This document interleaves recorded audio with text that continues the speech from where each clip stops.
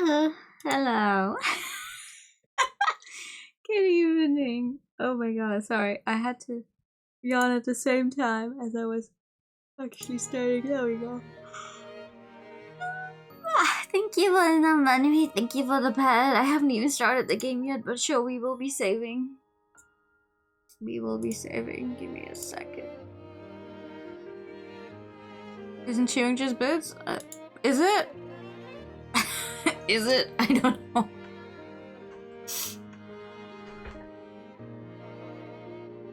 Chewing is just... Okay.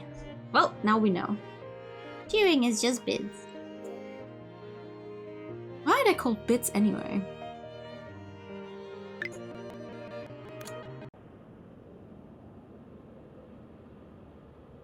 Well, sometimes I feel like Twitch just get in your face. They're like, hey, did you know there's this function now we've actually had for several years, but no one really bothered.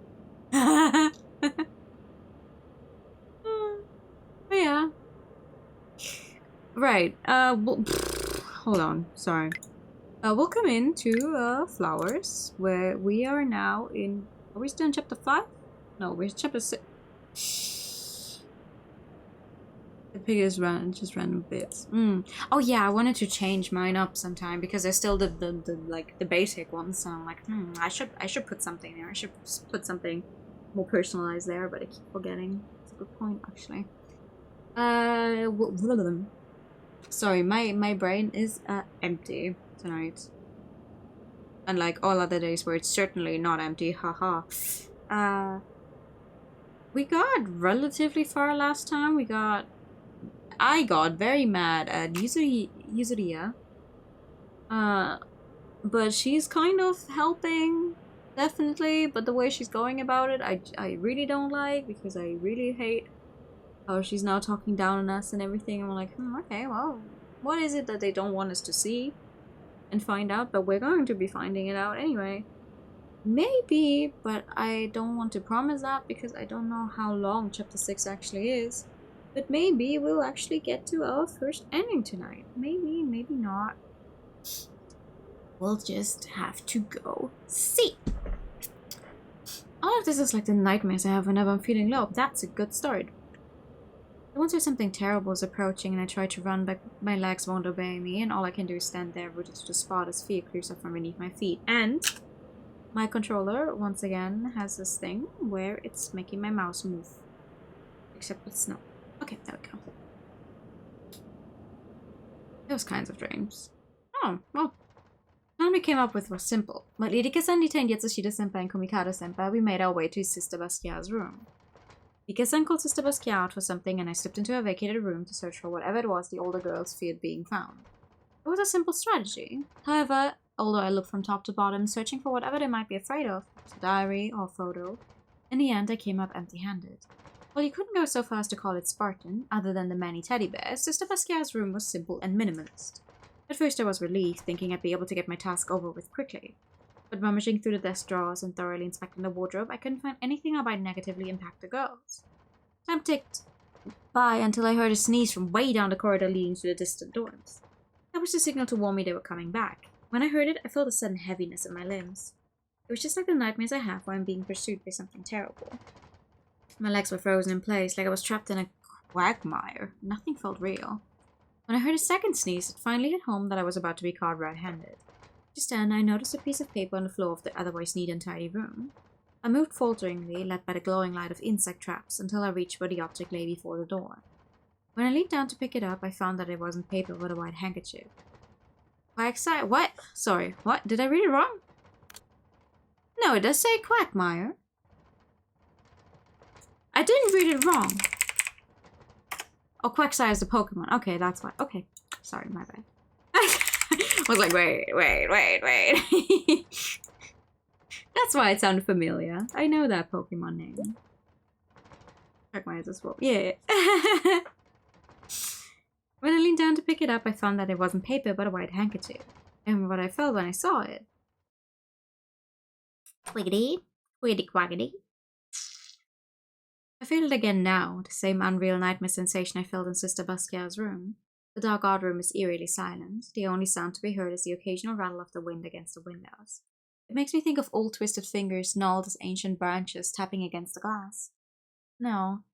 Outside the window I see my stepmother. She scrabbles weakly at the window, her hair fluttering in the wind, her gaze spiteful. A chill runs down my spine, and I feel a horrible sense of anxiety, like when I recall a scary scene from a horror movie just before washing my hair. Why? Why when right before you're washing your hair? That's specific. I say Mamichi's name as though calling for a guardian angel. The mental image of her, like a burst of spring sunshine, gives me a little courage. Only a little courage. There's a faint knock on the wall, and I say her name questioningly this time. Pressing my head against the wall, I close my eyes. I can feel her there on the other side. Euphoria surges through me when she answers in a whisper. I feel no more fear, no more cold. It's just me and her in our own little world.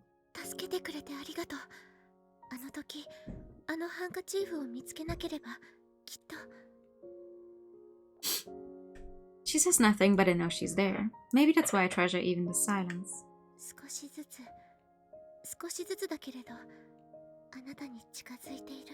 Even though you repeatedly keep telling me to stay away from you. It's too dangerous. Sorry. It's an unspoken warning for me to stop, and my heart screams within me, desperate to see her, to be with her again.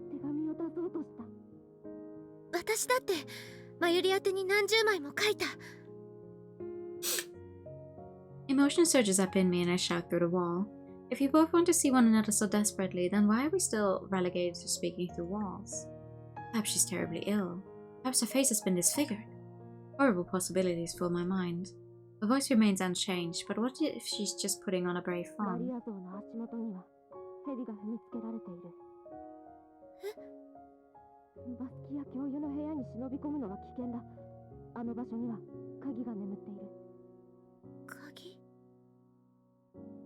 Key to getting to Mayuri?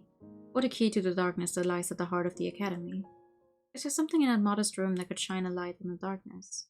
Although I was just there, my memories of it are already hazy and undefined. Like a bad dream.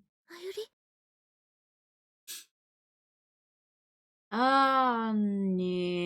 No, not that I remember.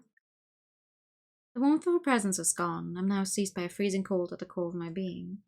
I wrap my arms around myself as though to ward it off and ask her a question. Are my actions hurting the one I love? I can't get her anguished voice out of my head, and I feel a pain deep in my chest, like nails clawing at my heart. Is you hurting her? Out of nowhere, my stepmother's voice resounds in my right ear. That's just the school uniform! Though Sue has said before as well that the winter school uniform makes her feel depressed because it's a very dark. Well, it's always been black, but this one is like just black and more black for clothing. Like there's nothing to really offset the black, so it's a very depressing outfit. Her whisper warms its way into my left ear this time, dripping with malice, yet at the same time hideously sweet.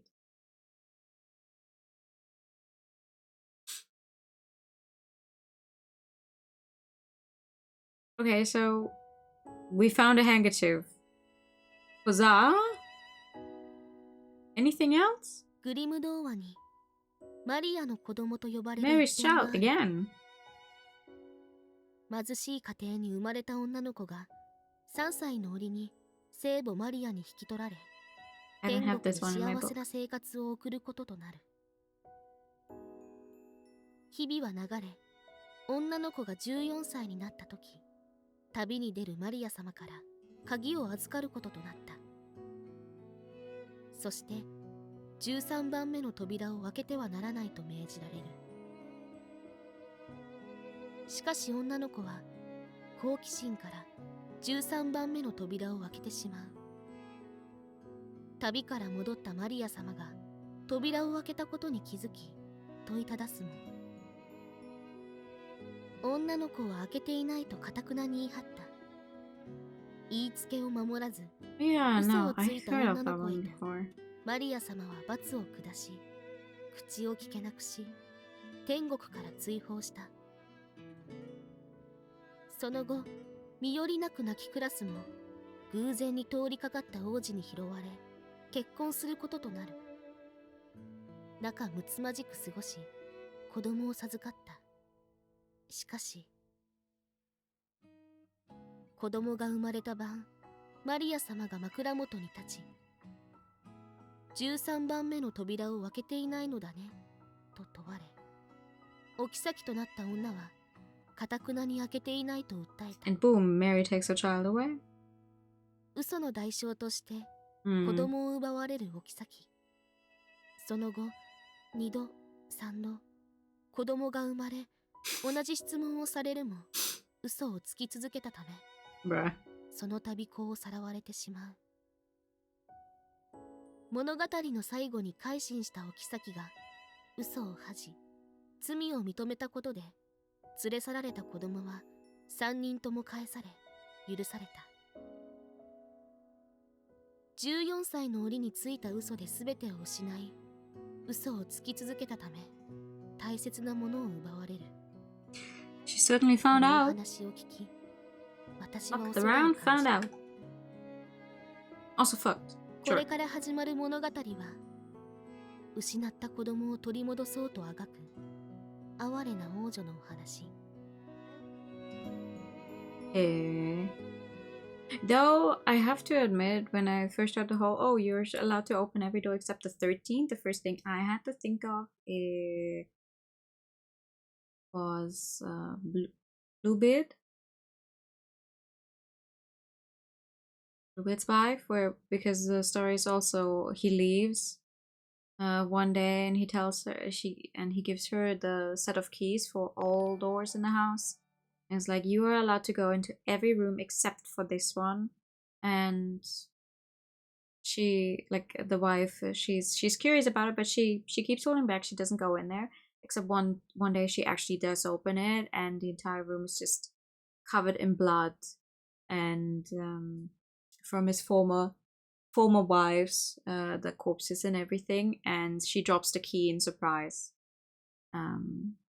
And it gets covered in blood as well. She tries to scrub it clean before he gets back, but she is not actually successful. And he's like, oh, you didn't trust me. You went into that room. For that, I will kill you. But the good thing is this one does, she does get saved by her brothers. I don't remember how that actually worked out, but she does get saved by her brothers. Who managed to get there in time before he actually kills her as well. That thing. I think that was the Bluebird story, at least. I am now I'm unsure, but I think that was it. Also, hi Baba, thank you for the resub. 21 months, that is a long time. Hi Saria, good evening. No, I think Bluebird's wife was the one where she drops the key and then she can't. Yeah, Bluebird's 8 wife. 7 wives of Bluebird. Yeah. That is the one. Want to do 21 more months? Guess I gotta keep streaming.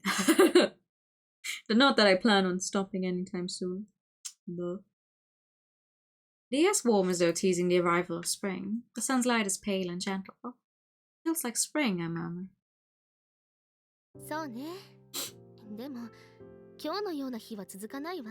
Yeah, that's what I thought, like, 冬が戻ってくる。a week ago as well. I also thought, oh man, this feels like spring, it's getting warmer. And then ever since it's been like storm, rain, hail, storm, hail, rain, April weather. Hello.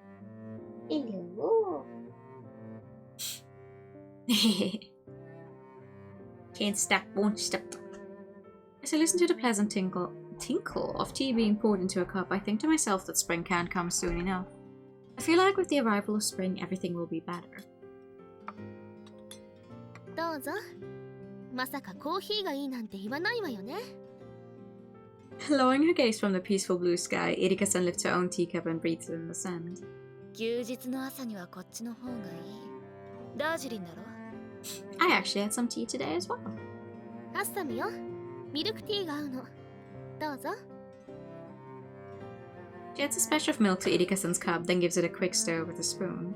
The fragrance changes subtly. Erika-san takes a sip and comments on how good it is before immediately taking another sip. My Michi partner beams at the positive assessment. さあ、高崎さんも。ありがとう。前にいただいたミルクティーとは味が違うような気がするわ。そうか、同じだろ。前のミルクティーはこれほど濃くはなくて、なんというかほのかにミントのような香りがしたわ。ご名答。以前入れたのはウバよ。上品なメントールの香りがするからそう感じたのね。I smile at the way Takasaki-san glows and Erika-san's compliment. It would be a regular Sunday scene if it weren't for the conversation. さっきの話に戻るけれど、八代先輩が言った言葉って、マリア像の足元には蛇が踏みつけられている。もう一つの鍵だとさ。She repeats the words from last night's confrontation with Yuzuriya Yatsushiro and Nini Nekomikado, and I... 昨日のやりとりで思ったのだけど、やっぱり八代先輩とコミカド先輩が真実の女神なのかしら。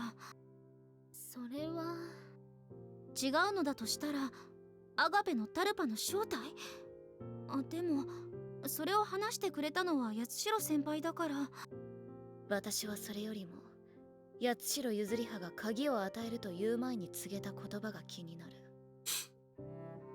All this talk about a key is making me remember a certain other game that had me collecting keys to unlock the true story. About first as she addresses the other two girls who are watching her over their own teacups. コミカドネリネがこのまま去っていいのか尋ねた際に、八代ゆずりはが義理は果たしたと告げたんだ。A game we played on stream before. That was also a visual novel. It featured a few characters. A whole lot of characters. Well, that doesn't really make it any easier to guess, right? If I tell you it featured werewolves, I think you might know which one I'm referring to. 八代先輩たちは誰かの命を受けて私たちと対立していた。Bingo, she says. She drains the rest of her tea and asks Dika-san for a refill. それでお前の方はマジで高坂と会ったんだよね。Oh, did she actually finally tell it? Says. Yes. まゆりと会っていたことをみんなに明かした。They actually finally told them. You're pulling a blank? Okay. Okay, I'll give you another hint. We played the game and it was cool. It had a bunch of interesting things going for it. It had this whole, depending on what route you're on, people will act differently. So you have to find out time and time again who the werewolves are, blah blah blah. But then it kind of like kept going and didn't really know when to stop and when it would have been good enough. And it made me very mad. I'm talking about Raging Loop, which we played last year, which really overstayed its welcome, not gonna lie. Oh, that one, yeah.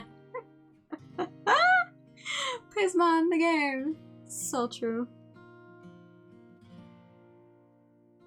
It had its good moments, and then its bad moments, and then its when is this game finally over moment. Exactly. Erika-san and the others put themselves in danger to help me. I couldn't let them think that their courage was wasted and the confrontation with the older girls had been for nothing. So I told them that, although I wasn't able to find what I was looking for in Sister Basquiat's room, the actions had led to me being able to speak with Mayuri. The new stream moment. Hello, Humpy. まさか、まゆりがこの学院にいたなんて。その可能性も考えちゃいたが、再会できたのが。Thank you for the pasta check. だが結局。Oh, weak posture check today.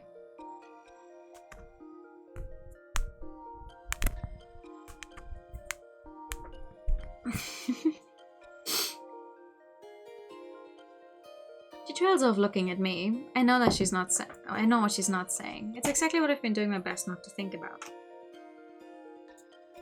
でもよかったじゃない。高坂さんを探すために始めたことでしょ。ん？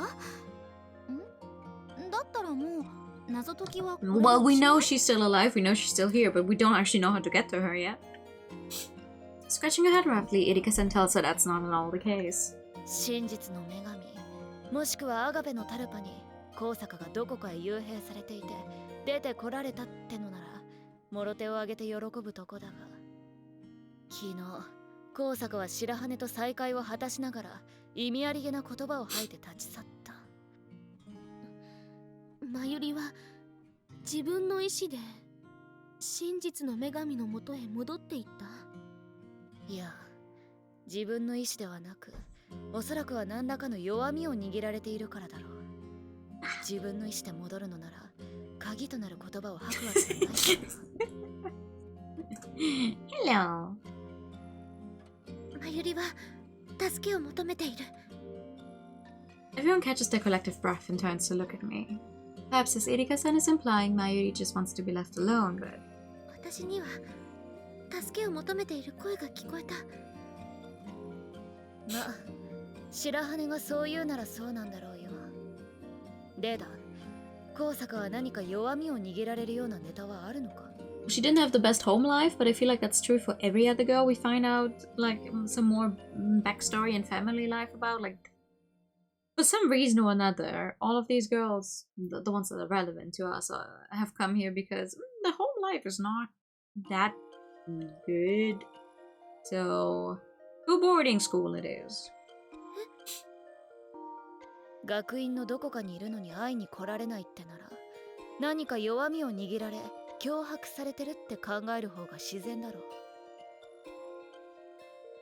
う。 Okay, let's see. We want to save here so we can go back to this later.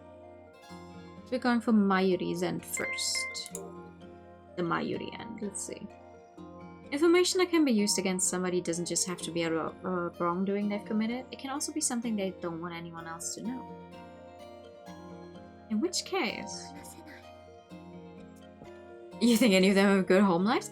I'm just saying! マユリは私たちアミティエにも秘密にしていることがあった。けれど、それを話すことはできない。Like how she was betrayed by her own mother and went on to develop feelings for the housekeeper who took care of her, or how she confessed to me that she only had feelings for other girls. I can't spill those secrets of hers, not even to my friends who have done so much for me. また隠し事をするってのか。Irika-san's words tear at my heart, bringing forth a fresh and vivid pain. ごめんなさい。お前な。これは、この秘密は、マユリの名誉に関わることなの。だから話すことはできない。ごめんなさい。私、都合のいいことを言っているわね。白羽。My eyes are swimming, making it hard to see her face clearly, but I feel her warm palm envelop my hand. つまらねえこと言うなよ。私はな、お前に協力してやるって決めたんだ。The fingertips brush across the corners of my eyes, wiping away the gathering tears. In my blurred vision, I see that she's smiling softly at me. お前は笑っていた方がいい。エリカさん。そこまで。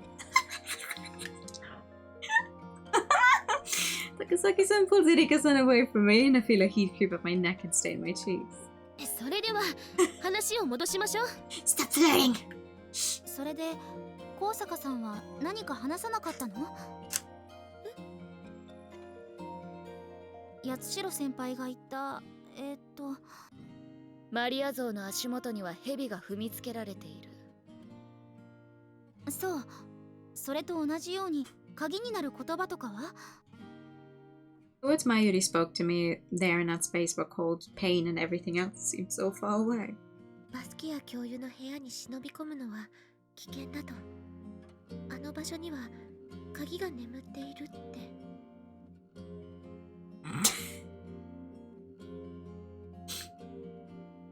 Scratching at her temple, she repeats the word key to herself. Irika-san, who so admires Sister Basquiat, starts to say something but stops herself. 確か一度だけは目をつぶろうって言っていたから邪魔されないと思うし、また忍び込んでみる? Do you want to get thrown out of the school if they catch us? そんなことを言っていたの? Takasaki-san nods. Both she and Rika-san seem eager to take action. Irika-san and I are comparatively subdued. どうしたっていうの? 鍵があるって現地が取れたじゃない。そりゃそうだが、優秀な白羽先生が部屋を荒探しして見つけられなかったんだぞ。何か取っかかりがなくちゃ無駄に終わるだけだぜ。I have not accidentally called her that, no. それは... Takasaki-san quietly repeats as she did say she'd overlook it only this once, and silence descends over the room. For a while we focus on drinking our tea and munching on almond cookies.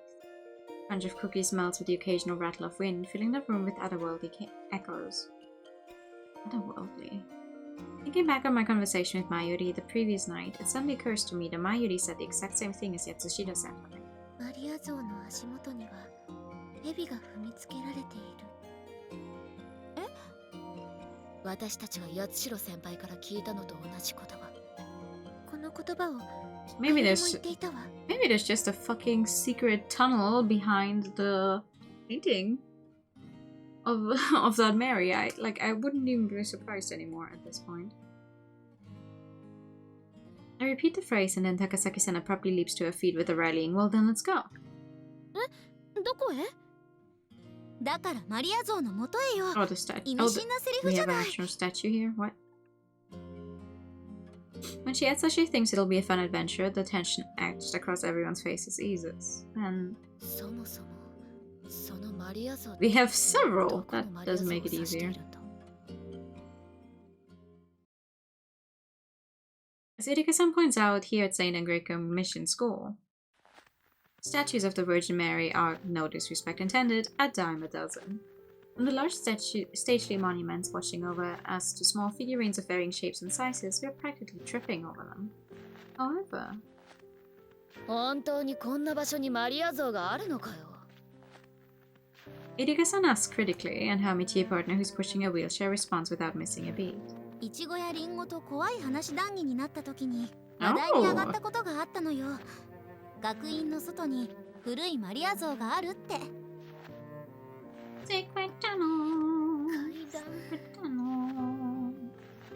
そのマリア像だけど、白羽さんが言ったように代々二階屋の会の会長に伝えられてきているというなら古いものなのでしょ? True. まあそうなるな。だったらイチゴたちと見に行ったマリア像に間違いないわ。Takasaki-san declares with confidence as we follow behind her along the snowy path. I recall meeting Rika-san and Mayuri on this very same path, walking toward the academy in spring. あの時は夜で薄暗かったこの道が本当に怖かった。I think of my grandfather's advice. The tougher things get, the more you should smile. I force my facial muscles to contort into a smile, but I'm not sure it works. My grandfather was... 着いたわ。ここよ。We come to a stop earlier than I expected. I knew we'd have to cut through the forest, but... 獣道だけれど、道があるみたいね。よかった。車椅子で道なき道を踏破したくないからな。それじゃ、進むとしようぜ。Onward! 行きましょう。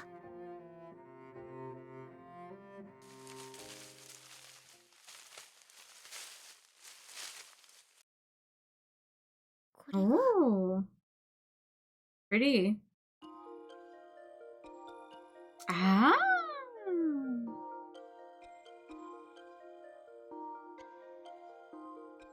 Yeah, this one's definitely standing on a snake.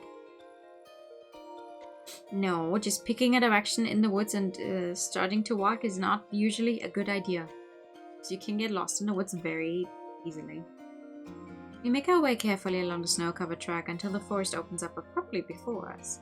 Raising our eyes from our feet, we're greeted by the beautiful figure of the Virgin Mary. Surrounded by the dark of the forest and dusted with snow, the sublime image seems to have stepped straight out of a religious painting. The mundane observation brings everyone's attention back. We approach the statue of the Virgin Mary and start to inspect it. 確かに森の中にあるのに汚れが目立っていないものね。でも誰がきれいにしているのかしら。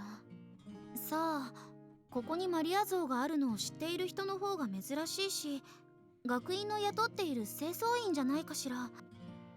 The words seem to go in one ear and out the other, flowing away into the forest. My eyes remain fixed on a single spot.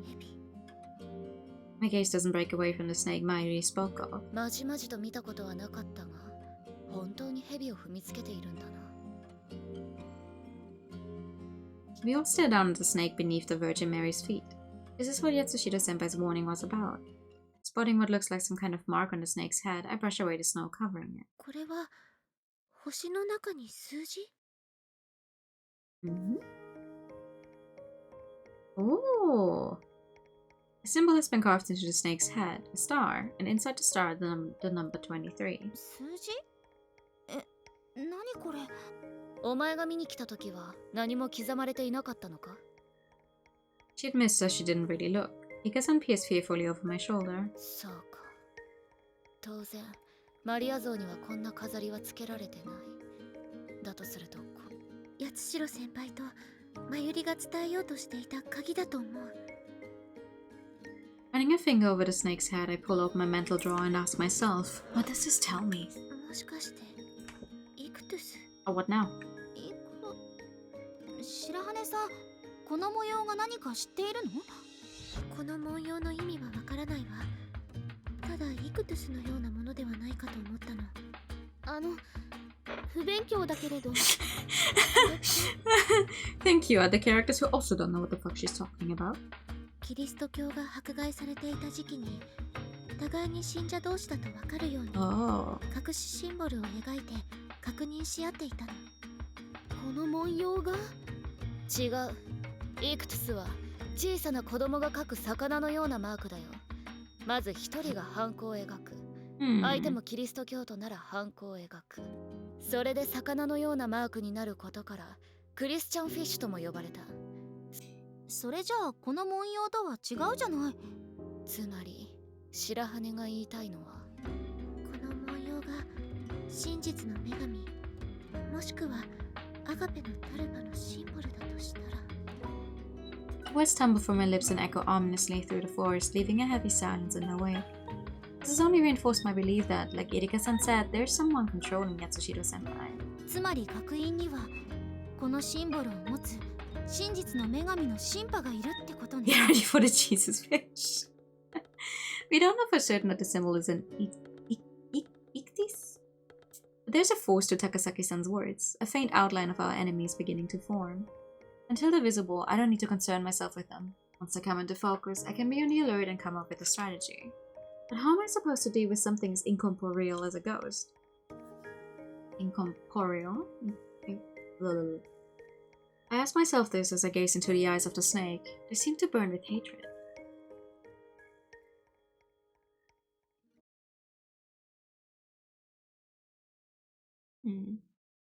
As my Michi partner predicted, the unseasonably balmy weather lasts for no more than a day. Bitter winter comes swirling back in, bringing fresh snow to replace the drifts that melted under the briefly dazzling sunshine. Amid the falling snow, we search for companions to the Ichthys-like symbol we found on the statue of the Virgin Mary. First, we decide to check the Academy's other statues to determine whether the one in the forest is the only statue that bears such a mark. We inspect every single one we can find, from the small figurines in our rooms to the waist-high effigy in the gardens. After examining them with an almost neurotic thoroughness, we confirm that only the statue in the woods is adorned with what we are, for convenience sake, calling an Ichthys. Can you call it something else? Something I can actually pronounce? Next up is to find out whether such an Ichthys is to be found on any other images of the Virgin Mary. We theorize as to what the number 23 carved into the center of the snake's head could mean. Perhaps the number identifies a follower of the goddess of truth, perhaps putting together several such numbers with its coordinates, and so on and so forth. So we decide to not only look at the statues of the Virgin Mary, but any and all religious paintings and sculptures. However... Hi! During rehearsal for the upcoming play, I think back on the status updates I received from my friends the night before. Although we didn't find any more stars with numbers in them, we've discovered that stars are a relatively common symbol. Accordingly, we found plenty of them on things without any religious significance. It seemed like good news when I first heard there were lots of similar symbols popping up in our searches, but when I heard from Takasaki-san that she came across a whole bunch in the library, I felt my spirit sad. Still, it must mean something that the only ichthys to be found is the one on the statue of Mary out in the woods. I've been puzzling over what to do if we ended up with several different numbers. Perhaps multiply them together? But if we only have a single number, then we can consider it in isolation. That symbol and that number. Suddenly someone shakes my shoulder and I blink at them.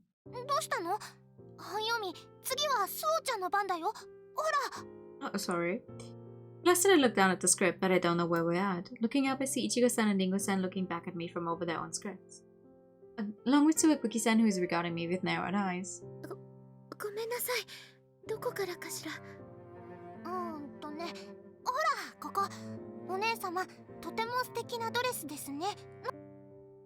She points to my line in the script and I quickly read it in my head before reciting it aloud.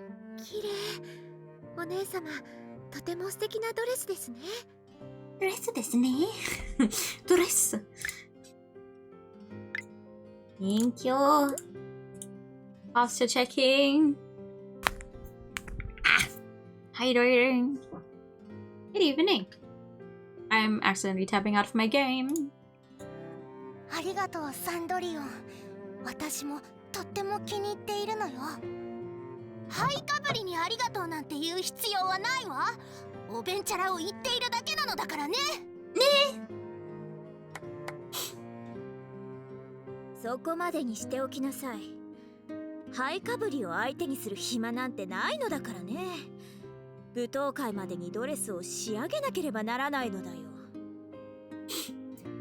Seeing as I'm actually a Final Fantasy XIV player, I have actually sat through the several cutscenes we'll play in sequence a few times before. Yes, I am aware.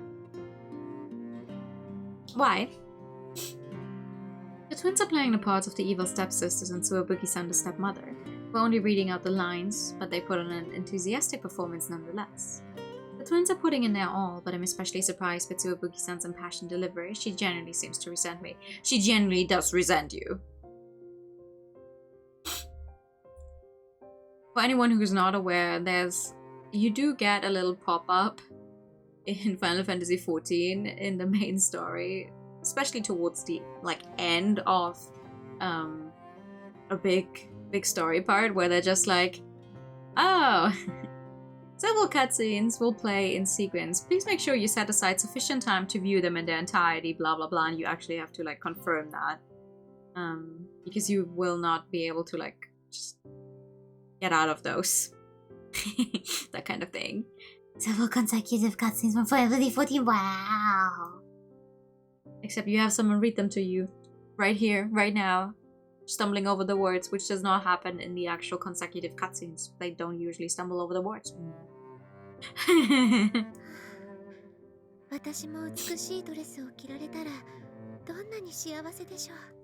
The consecutive cutscenes also move. Oh, I mean, that's dependent on the visual novel. As I say my line, I glanced around the room at my classmates who are practicing their own parts. Others are discussing the costumes or painting the backdrops for the stage. Oh, I have something in my eye, I swear to God. Owie.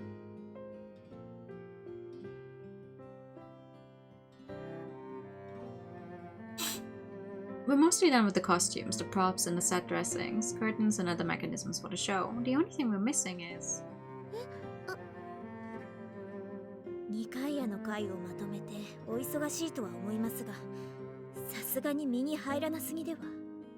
I like that Sue genuinely doesn't realize how much Tsuebuki dislikes her. She gets all in her head about, oh god, I will never make friends, I'm weird, people will think I'm weird, and then we actually have someone who actually genuinely doesn't like her, and she's like, I wonder how she manages to apply so much resentment to her acting here. I'm like, because most of it is not acting. I'm sorry to say this, but she just genuinely doesn't like you. Ichigo-san shakes my shoulder for the second time, and I look at the other girls as though gazing out at the world through an aquarium.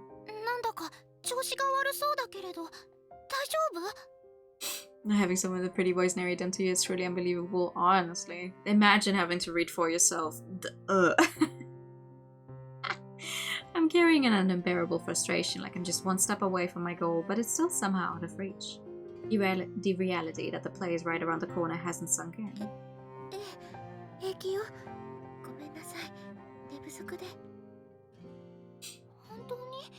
See, they move. They have their little close-ups where the light in their eyes moves. Bam bam. I falter beneath her concerned gaze, and a gleam of suspicion appears in Ichigo-san's eyes as she questions me.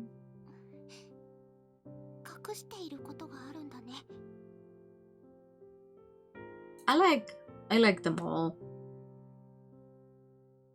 Kind of popular opinion though, I at least in the Western sphere, I wish more otome game heroines were voiced, because it's very jarring to have these like very high quality and like voice actors, all of these hotties around you whisper in your ear and everything is voiced. Every fucking background character is voiced, but your main heroine, the character you play, who's there for like every single scene because it's the main character, is not voiced because, oh well, you know, we want you to be in there, like to imagine you are that person. I'm like, just like, no. I look at all of the main characters, even if they're self-insert type characters, I'm like, no, I'm reading a story about someone else. I don't self-insert. I'm not that type.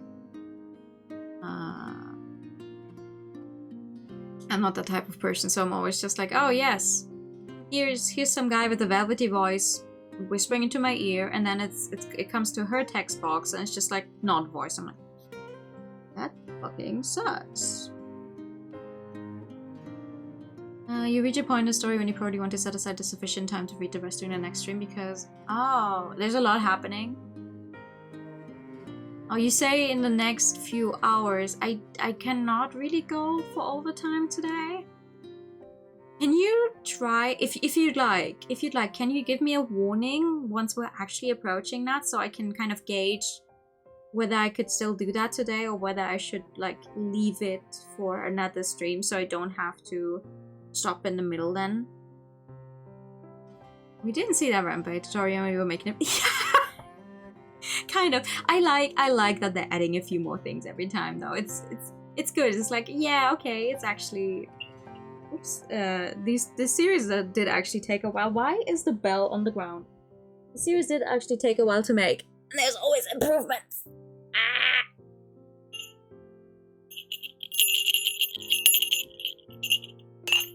Anyway, a character should sound based on their looks and behavior, and it rarely lines up with the actually. Yeah. Okay, yeah. No, I understand that. Funnily enough, though, and once again, I'm speaking exclusively of otome games here because those do put a lot of effort into the voice acting. Because the fun thing is when you get the options to turn people to different like volumes, you could turn it into a completely unvoiced game. I had to do that once because this one guy was just way louder than everyone else, and I just kept turning him down and down and down. You know how it is here? Like the same as how it is here, where you can actually go to character specific settings, and Sue is just like 3 fucking steps louder than everyone else, and we still can't hear her. Oh, did she already have the haircut when we first opened the game? I don't. No, they weren't actually on the screen. Oh, they're now on the configuration screen because we actually are aware they still exist. Oh, that's fascinating.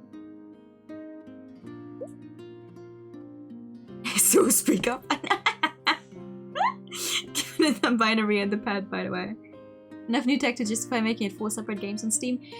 Well, they did also come out with a version of the game where all of the games are available when you just buy the one thing, except that's only in Japanese, and we didn't get it in English because we also don't have a console release for these games, sadly. It's something like 2 hours. I mean, to be fair, I don't think I'm gonna go for longer than 2 hours because we're already like at 45 minutes, so I guess we're gonna be stopping before that point anyway. But that's good to know. Thank you. She'll require some very subtle characterization. Well, actually, it would still be nice to hear her if she's voice acted. It was a problem with Castlevania and being Puppycat. Those are two very different things. But I always wanted to watch Bee and Puppycat, but I still haven't gotten around to it. Where did my cursor go? Ooh, there it is. You're hiding something, I can tell. I've never hidden a thing in my life. Everyone looked surprised and a little dismayed to see that I've invited the twins to my room that night. I know why, but... いちごにリンゴ。あ、白羽さん、あなた。佐々木さんたちに話すのね。Well, we kind of all go together. It would be a shame to not have the twins involved. I made a decision after hearing what the twins had to say. お前の判断だ。私は反対しない。Idika-san warns the Sasakis that it's going to be difficult for them to hear this, and they respond tensely. 覚悟してる。ええ。それでも、私たちはスオちゃんが困っているなら、協力するのが当たり前なのです。They both smile at me. そうですよね。いちごね。うん。当然だよ、リンゴ。I mean... 親友だから。Aww. They know I'm hiding something, and I know I can't possibly refuse to talk to the first friends I've ever made. そうだったな。お前らが白羽の友人第1号だったものな。友人1号です。2号ですよ。Everyone laughs as Rika-san protests loudly that she was actually the first. I dress the twins as I take up my amitié partner's role and pour tea for them. いちごさん、りんごさん、夏から始まったまゆりを探すためにしていたことを話すわ。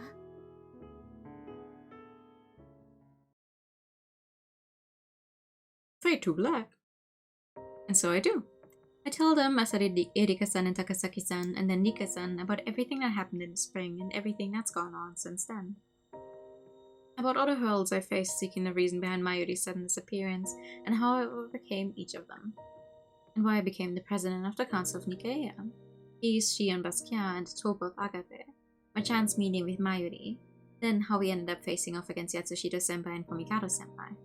That sounds like you were fighting, like... We faced off.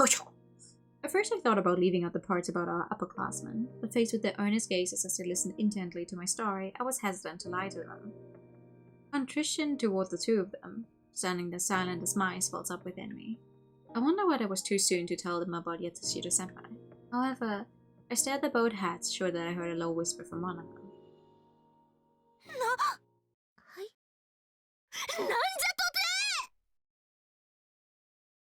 Oh, no. The problem is not that she is hard. Well, how do I say this? The problem is not how she speaks, it's just how loud they made her in contrast to everyone else. Like Ichigo, you don't have trouble hearing ever because her voice is just always at this level and you can hear, and right now when she's like exclaiming, she goes up. So it's just... And you can barely hear her over that. Like, I understand. She has a very low way of speaking and she's very quiet. But it's like, girl, you are the main character. I just wish they would up her volume. Like, it's not the problem that she's a quiet person. It's a problem that I legitimately cannot hear her on my headphones. That I have at like max volume to hear everyone else. And everyone else is speaking and it's like, oh, okay, that's kind of loud. And then Sue gets up. And it's like this the entire time. And then you can't hear me if I do that. Unless I get really fucking close. You know? It's just not just Max's whole character voice, it's just the rest of the main volume. It's like that, brother. But I have her up here.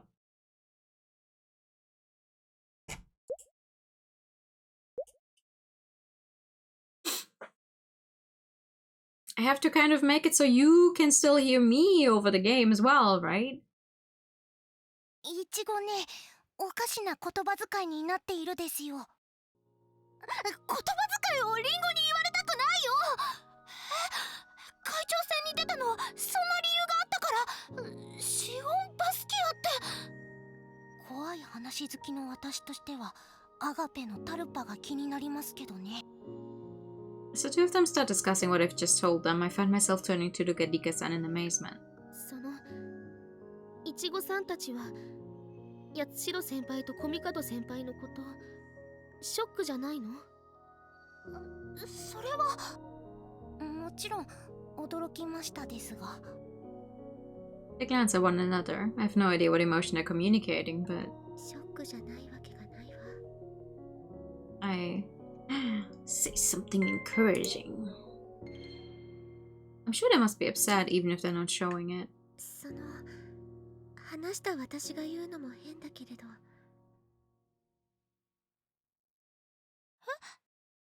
何がです？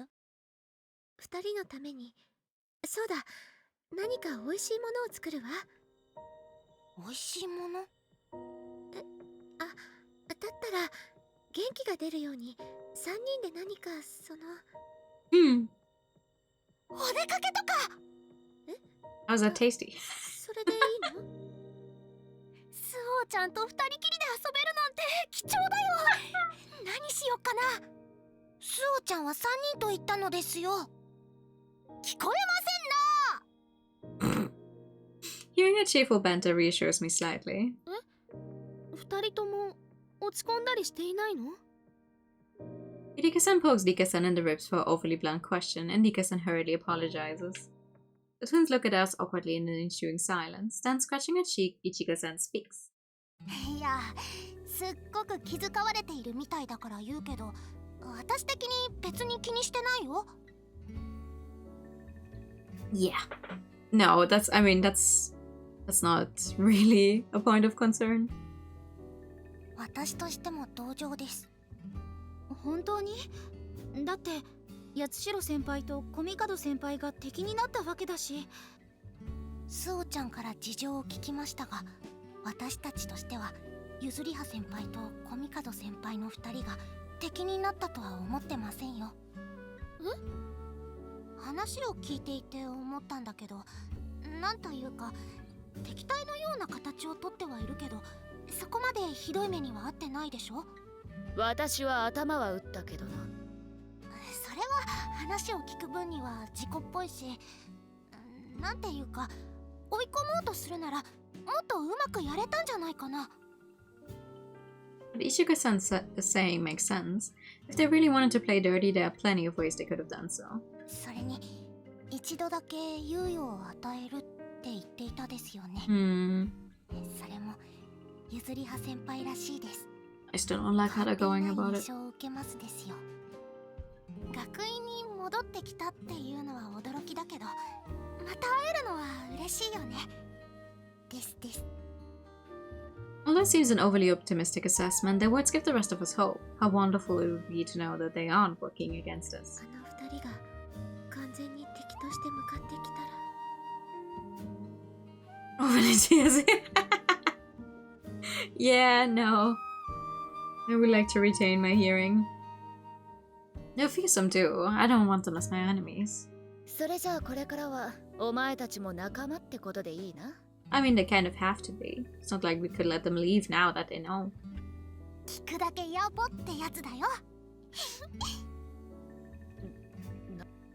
エリカ先生が仲間と認めてくれたのが嬉しい&めったにないことだから驚いているのですよ。仲間って言っても仕事仲間とかそういうやつだからな。You stream with your stick constantly maintain adjustments to the audio quality and volume. Yeah, no, that genuinely is a circle of hell. So if you ever feel like something is up with the audio and you think, oh well, I'm not hearing Nua or I'm not hearing the game or anything, like, please tell me. Because there's adjustments I can make that are just on my end where it's just like, okay, well, I feel like the game is very loud, but I can just turn it down for me, but I don't need to turn it down on stream itself. And then there's the The thing where it's like, oh god, it's too loud on stream and for me, on everything, you know? I can just look at my audio mixer and think, okay, well, I'm seeing my microphone go up into the yellow area, so that's about, like, that's good, I think. From experience, I can now say for where it is right now, it's good, but everything else, I cannot tell while I'm streaming. I cannot hear it. Seeing Erika's-san flush faintly warms my heart. Watching everyone chatter together, I feel a sincere gladness that I came to the academy. いいから話を仕切り直すと。今白羽が話した高坂を探す過程で得た鍵たちだが、引っかかる？長々今までの経緯を話したのは誠意ってやつもあるだろうが、多角的な視点を欲しいからってのもあるんだよ。お前たち双子は独特なものの見方をするからな。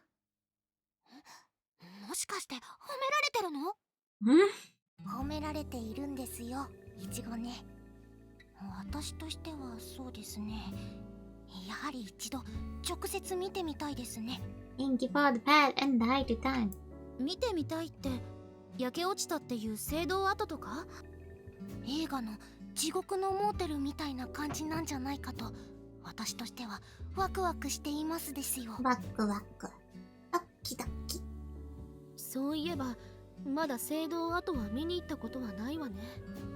かなり森の奥にあるから。 Also, I think if all 6 of you go at once, that's聖堂跡の方は今からっていうのは無理だけど、もう一つの方は直接見たいところですな。もう一つ does sound a little bit backhanded, yeah. もちろんシオン・バスキアって子が残した手紙の標本だよ。 True, that's easy enough to look at. It is difficult to understand the sum of a person's life. Some people will tell you it's measured by the ones left behind. Some believe it can be measured in fate. Some say by love. Other folks say life has no meaning at all. I believe that you measure yourself by the people who measure themselves by you. Surrounded by the silent specimens, I think of those lines from the movie The Bucket List. How heartwarming it is to have friends who care for me and measure themselves by me. Damn cold air pulls in a darkened specimen room, but I don't feel the faintest shiver. どうだ？何か引っかかることはあったか? Ichigo-san asks the twins after they finished reading the letters from the specimen jars. Ichigo-san turns dazed eyes to her while Ringo-san looks thoughtful. スオちゃんが話してくれた通りだった。でもどうした？なんかすごく寂しい。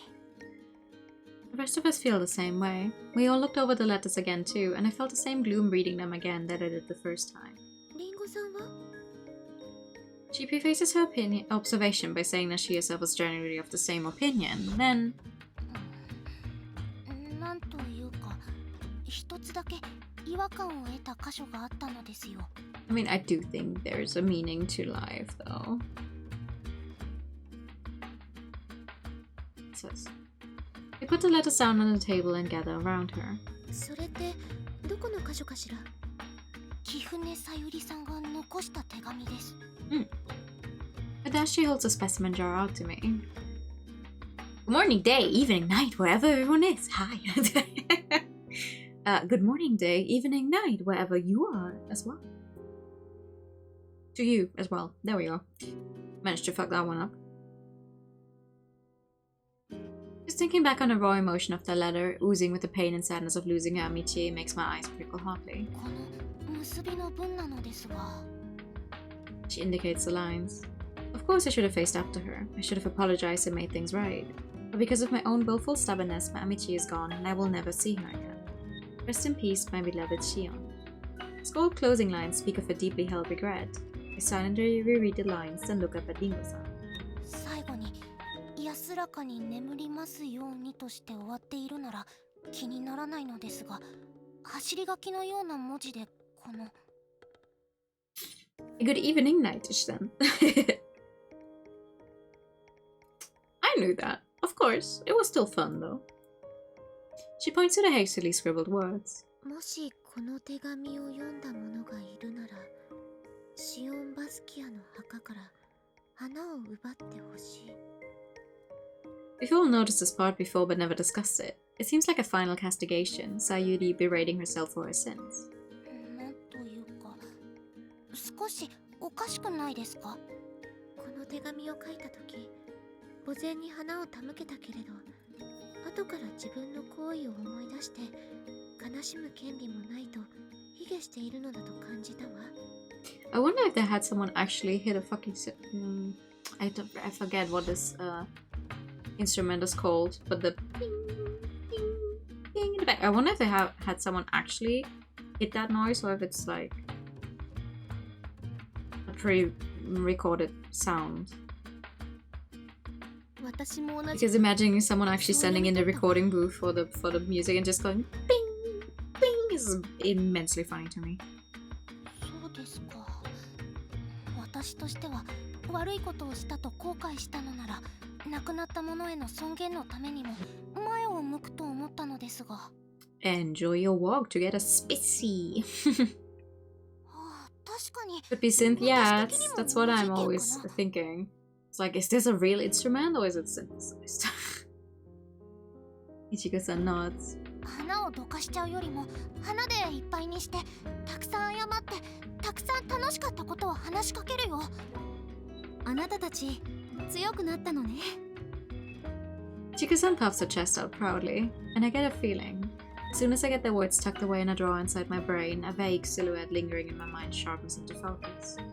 A shadow that's always been just out of reach. シオンバスキアの墓に花を手向け奪う。スオさん？どうしたの？わかったかもしれない。Oh! ありがとう、イチゴさん、リンゴさん。二人のお話から輪郭がはっきりとしたわ。そろそろ幕引きといけそうかい。I stare intently into Idika-san's eyes as though trying to extract something from her face. Then I close my eyes, listening to the sound of the snow outside falling against the window. もう一つだけこのピースをつなぎ合わせるための鍵が足りない。In the darkness behind my eyelids, Shiro Akashio smiles softly at me, as Sayuri Kifune reaches out a hand imploringly. Oh. The sunset kills their features, making it seem like a scene from a movie. In terms of genre, it'd be a coming-of-age tale. An ensemble movie like American Graffiti. A young girl set to leave town comes to say a final goodbye to the nun she forged a close relationship with. The nun's cheeks are flushed, and she smiles at the girl as though gazing up at a delicate flower, then lays her hand on her shoulder and nods. She must have given the girl's decision her blessing. Side by side in the entrance, the two had inside. Mayonnaise is not an instrument. うまくいったみたいだね。作戦決行ですよ。The whisper resounds in my ear and I'm instantly returned to reality. This isn't a movie. Right now I'm standing guard so that we can finally get the key. As I watch Sakazaki-san and Sister Basquiat head toward the ballet classroom, I think back on the events of last night. In the specimen room, Ringo-san gave me the hint I needed to move toward a resolution. And I tapped out of the flame. I wish... Are you seeing this? I am not touching either my mouse or the controller.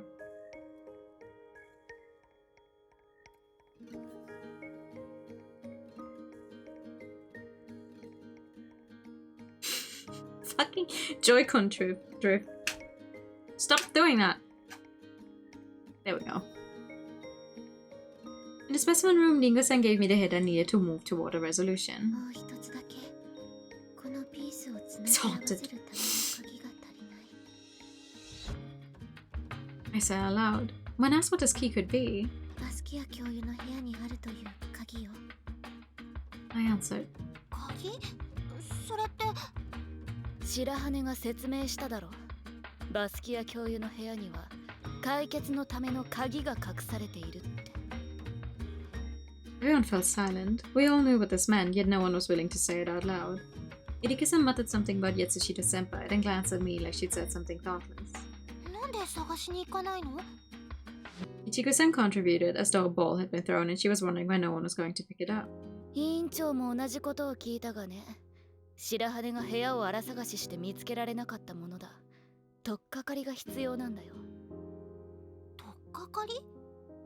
だから鍵は何かの日記だとか写真だとか、Yeah. そういった当たりを If you don't know what it is you're looking for, it's very hard to find things. 二の舞っていうのが何なのかわからないけど、鍵ならすぐ見つかるじゃん。だから鍵でしょ？確かに小さいだろうから。Ichigo is taking it very literally. かもだけどさ。I mean, maybe it is just a literal key. Yure, Yuri, oh! It's just my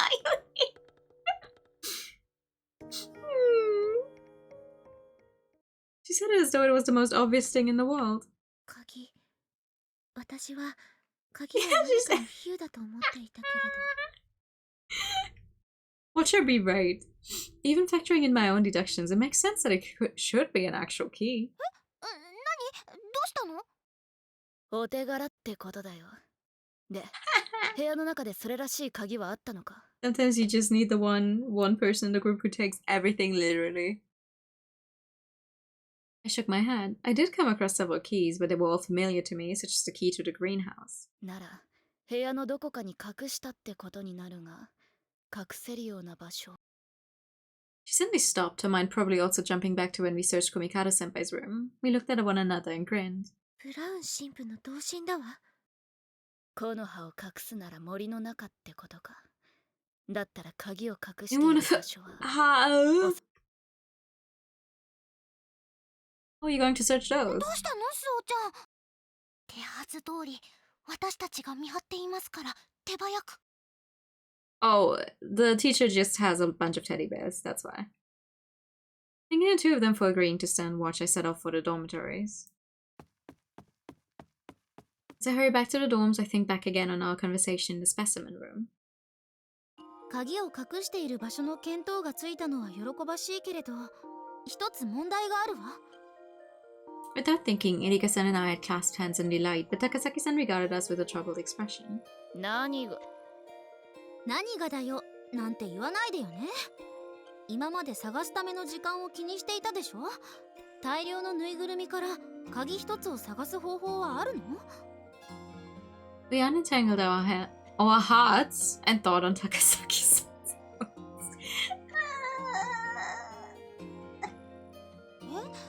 別に手当たり次第に調べればいいんじゃないの？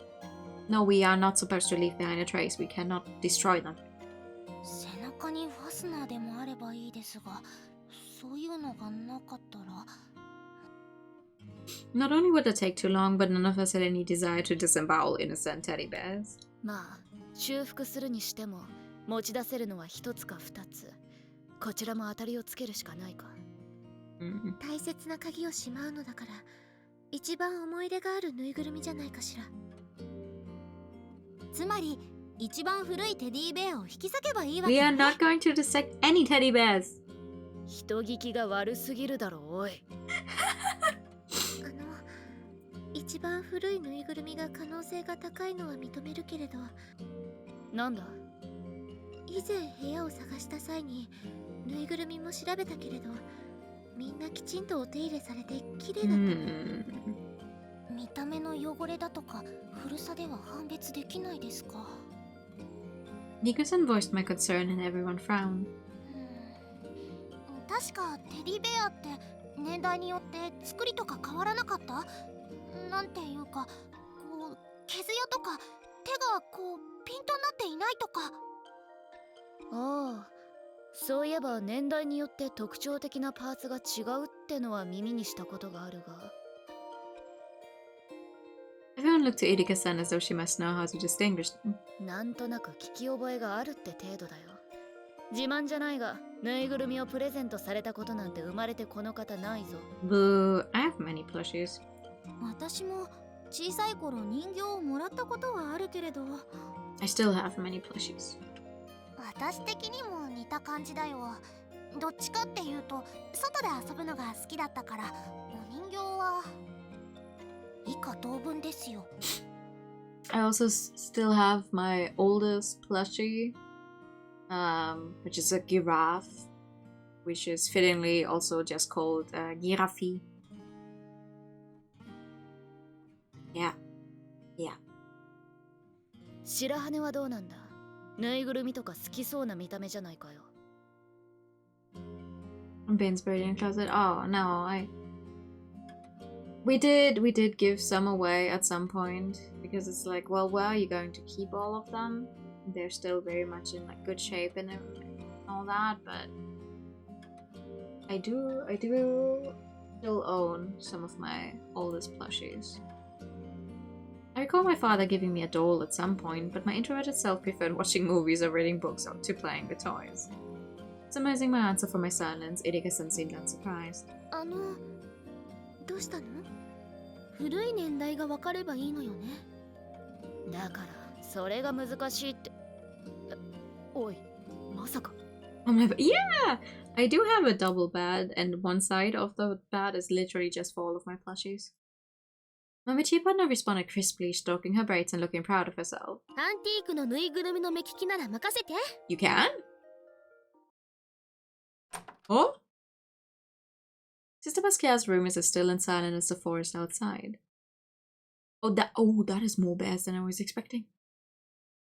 To me, the simple yet tasteful furniture and interior decor come across as plain and frugal. I feel like the orderly minimalist room reflects Sister Basquiat's life. A room with this many teddy bears is not minimalist anymore. But okay. 手早く済ませよお願い、リッカさん。ええ。With a grave nod, she moves toward the one thing in his room that displays a strong sense of personality, the many teddy bears. She peers earnestly into each bear's face, inspects each one's stomach and paws, turns them over to look at their tails, and then examines the ribbons around their necks. 結構かかりそうだな。I thought that anything all would have distinctive differences. I address my mature partner. She carefully scrutinizes each of the dozens of bears. Oh, is there anything I can help with? I feel like I should make myself useful. リッカさん、I would also like to know what she means by that. Like, what? She stops and turns to me. 大丈夫。せっかくスオンさんに協力できるチャンスなんだもの。Why? 私に任せて。Like, we know she likes tea, but why the teddy bears? She beams brilliantly at me. It's hard to grasp the passage of time in this room, which is as still and silent as the wintry forest outside. If someone told me we'd been in here for hours, I believe them the same as if they said it had been mere minutes. しかし、委員長がぬいぐるみ好きだったとは驚いたよな。Perhaps unable to bear the silence any longer, Erika-san gently breaks it. My mature partner responds without pausing in her task. 小さい頃はたくさんのぬいぐるみや人形をもらったわ。Oh. へえ、物として残るプレゼントか。幼い頃だったし、お人形やぬいぐるみをもらえて嬉しかったわよ。そういや、兄弟関係は聞いたことがなかったが、妹にでもお下がりであげたとかかい？ No, she only has a younger brother who can do everything better than she can, so she has a little bit of a complex about it. Ika-chan shakes her head, gazing at the sea of teddy bears before her. I threw them all away, she says. それって。 Feeling as though we touched on something we shouldn't have, neither Erika-san nor I pursue the topic any further.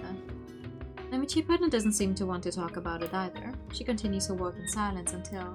あったわ。But then she holds a single teddy bear out to me. これがぬいぐるみたちの中で一番古いものがこれよ。アンティークのものだわ。How can you tell? 私には違いが全くわからないな。I'm with Erika-san on this. However, Erika-san turns the teddy bear over to show us the back. やっぱり。The thread is the same color as the fabric, so it's hard to tell unless you're looking closely, but sure enough, there are stitches. これだったらなんとかなりそうね。After a brief inspection, she starts to unpick the stitches. よくそんな細かい作業できるよな。Well, she better be right about this. 痕跡を残してはならないもの。まるで犯人だ。いや、犯人そのものか。There's an indefinable expression on her face. She must feel guilty for betraying the confidence of the teacher she respects so much. これかしら。A key! With a toe, huh? Nika-san holds up an old ornate key like something from a fairy tale. The head bears the crest of Saint Engricum Academy. This key is the puzzle piece that will connect all the others. Yes.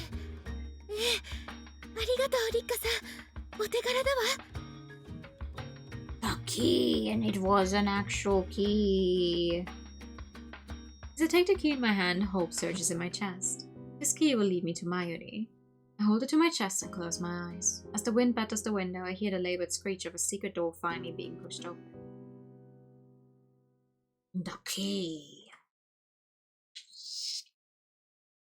Standing beneath the dark midwinter sky, I learn that the forest is not as silent as it may at first seem. A bird lets out a reedy chirp, startled by the sound of a twig bending and breaking beneath the weight of the snow and the thump of a drift hitting the ground. The night bird's cry quickly fades, replaced by the faint sound of the wind twisting between the trees like breath rattling through diseased lungs. My eyes are used to the dark by now. I look up to the sky. The stars in a multitude shine brightly through the crisp, clear air, overwhelming in their dazzling intensity. Snowy forest at night? Very good. Yes, absolutely understandable. As I gaze up at the starry tapestry above, almost afraid it's about to come falling down on me, the whisper of the wind in my ears, I find myself smiling. What I'm about to do is strangely familiar. Mami Chipa asks from beside me, and I tell her that I'm fine. She doesn't look convinced, but then she suddenly stiffens, having spotted something in the distance. Squinting in the direction she's looking, I hear the faint crunch of snow beneath feet, and then 4 shadows appear out of the darkness. My fellow travelers.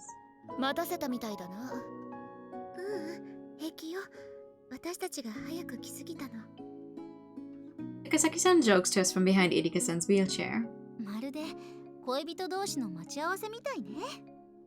I smile at her. Then from behind them. Oh, we're really all 6 of us going to... Yeah, listen, if they get found at any point in time now, like, it's one thing if it's just one person that gets caught, or maybe 2, but 6 people out and about. This. Twins gently urge us on. I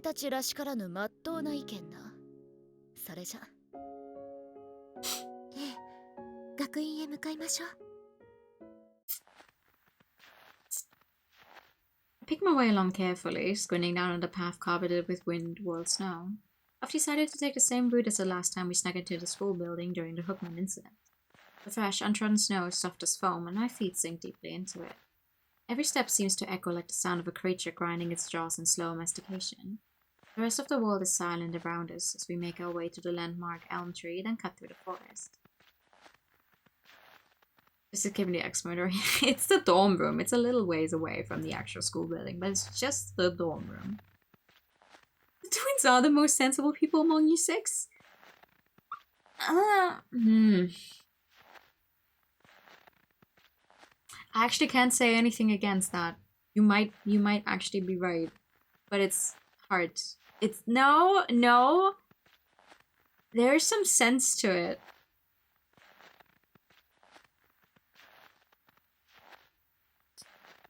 Because I was this close to saying Rika might be a sensible person, but then I remember literally everything that happens in the first game, in the part before we actually like go out with Mayuri, and then it's suddenly the end of the game where Rika actually just fucking blackmails us into going out with her, because otherwise she would tell the entire school that Mayuri is a lesbian. And I'm like, yeah, I wouldn't call that sensible.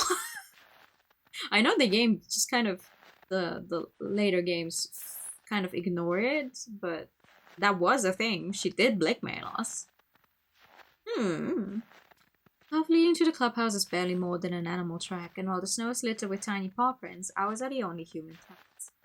Turning back from time to time to check on the others, I lead the way, making sure to pick the easiest path for the rest of them, especially Irika-san. At last, we arrive at the clubhouse building. We don't talk about Rika's past? Kinda. Current behavior. Irika still seems more level-headed and competent overall despite everything. I mean, she's a very, very intelligent person. But during the times when you actually play as her, you do see that some of her behavior is very, very extreme as well. She does also get blinded. Like, she's very much... I feel like Erika really easily kind of falls in love with someone. Or at least the version of them that she makes up in her head. I know we never actually played it because we only did the true route, but there is a route for Sister Dahlia in the second game where she actually gets to confess her love to Sister Dahlia, and Sister Dahlia is like, well, I'm a woman of the cloth. I cannot date my student who is also a girl in this Christian boarding school. So I'm like, okay, whatever, but it was there. The option is there. Welcome back. Did you get your spitzy? At last we arrive at the clubhouse building.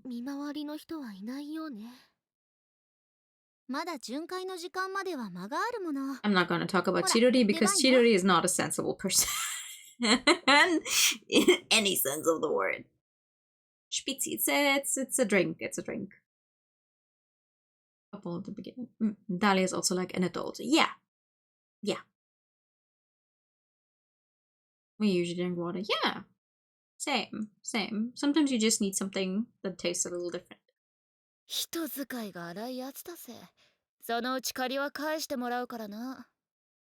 After Yuzuriya, even Basquiat seems a reason. I mean, we also didn't do it, but there's a hidden incest route in the third game. I mean, what? No. Despite her grumbling, she quickly pulls out her lockpicking kit and gets to work on the door. It's a Yuri game, of course. There's an incest route somewhere. Having said that, it doesn't put up much of a fight. There's a what? You heard me. She unlocks the door in no time at all, then informs me that she'll take half my lunch as payment.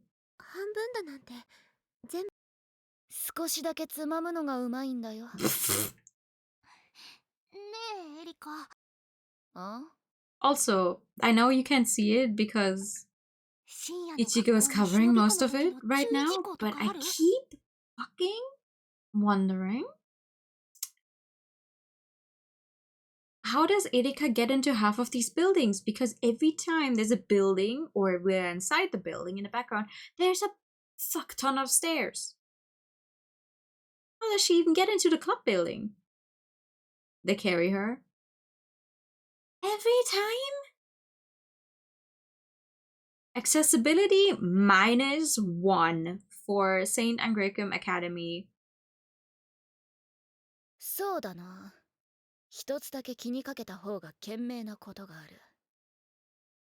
Like, look at this. Huh? Who's the most sensible and meta because they're like the most untroubled people in the group? Fair. That's... yeah. Yeah. Sure. The twins lean forward, hanging on her every word.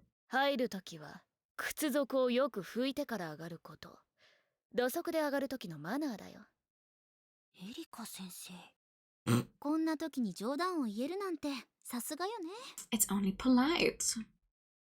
She shrugs and looks to the rest of us, urging us on. The tension has eased slightly. I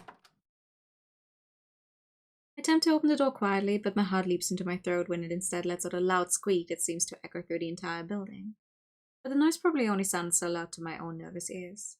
No one else seems concerned by it as I slip inside the darkened library.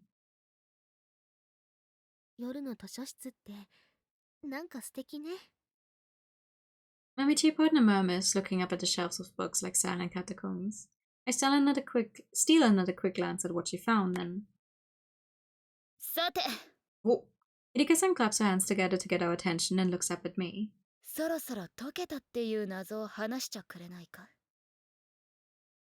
After one more glance toward the place where all of this will lead, I pull open one of my mental drawers. Then, from the drawer, I take out the key I've been seeking all this time, along with the keys my friends have found for me, and connect the pieces together. Mystery time! Hell yeah. The first thing I need to explain to them isn't the identity of the goddess of truth, but the steps that led me to it. The things shown to me by Shio and Basquiat, and Sayuri Kifune. How these pointed me toward two keys. The first being the phrase uttered by both Mayuri and Yatsushita Senpai: the statue of the Virgin Mary stands atop a snake. second being the scribbled sentences at the end of Sayuri's letter. If anyone should read this letter, I ask this of you. Take the flowers from she and Basquiat's grave. I had no right to lay them there. I need to think about what the letters revealed to me. What was the intent behind Sayuri Kifune's letter? She wanted someone to interpret the meaning of the epitaph on the grave. Now clapping twice and saying, mystery time! Are you trying to sneak out of bed at night? Bro. We don't really have squeaky stairs, but one, like, I tried to go down into the kitchen at 2 AM once and it's just like,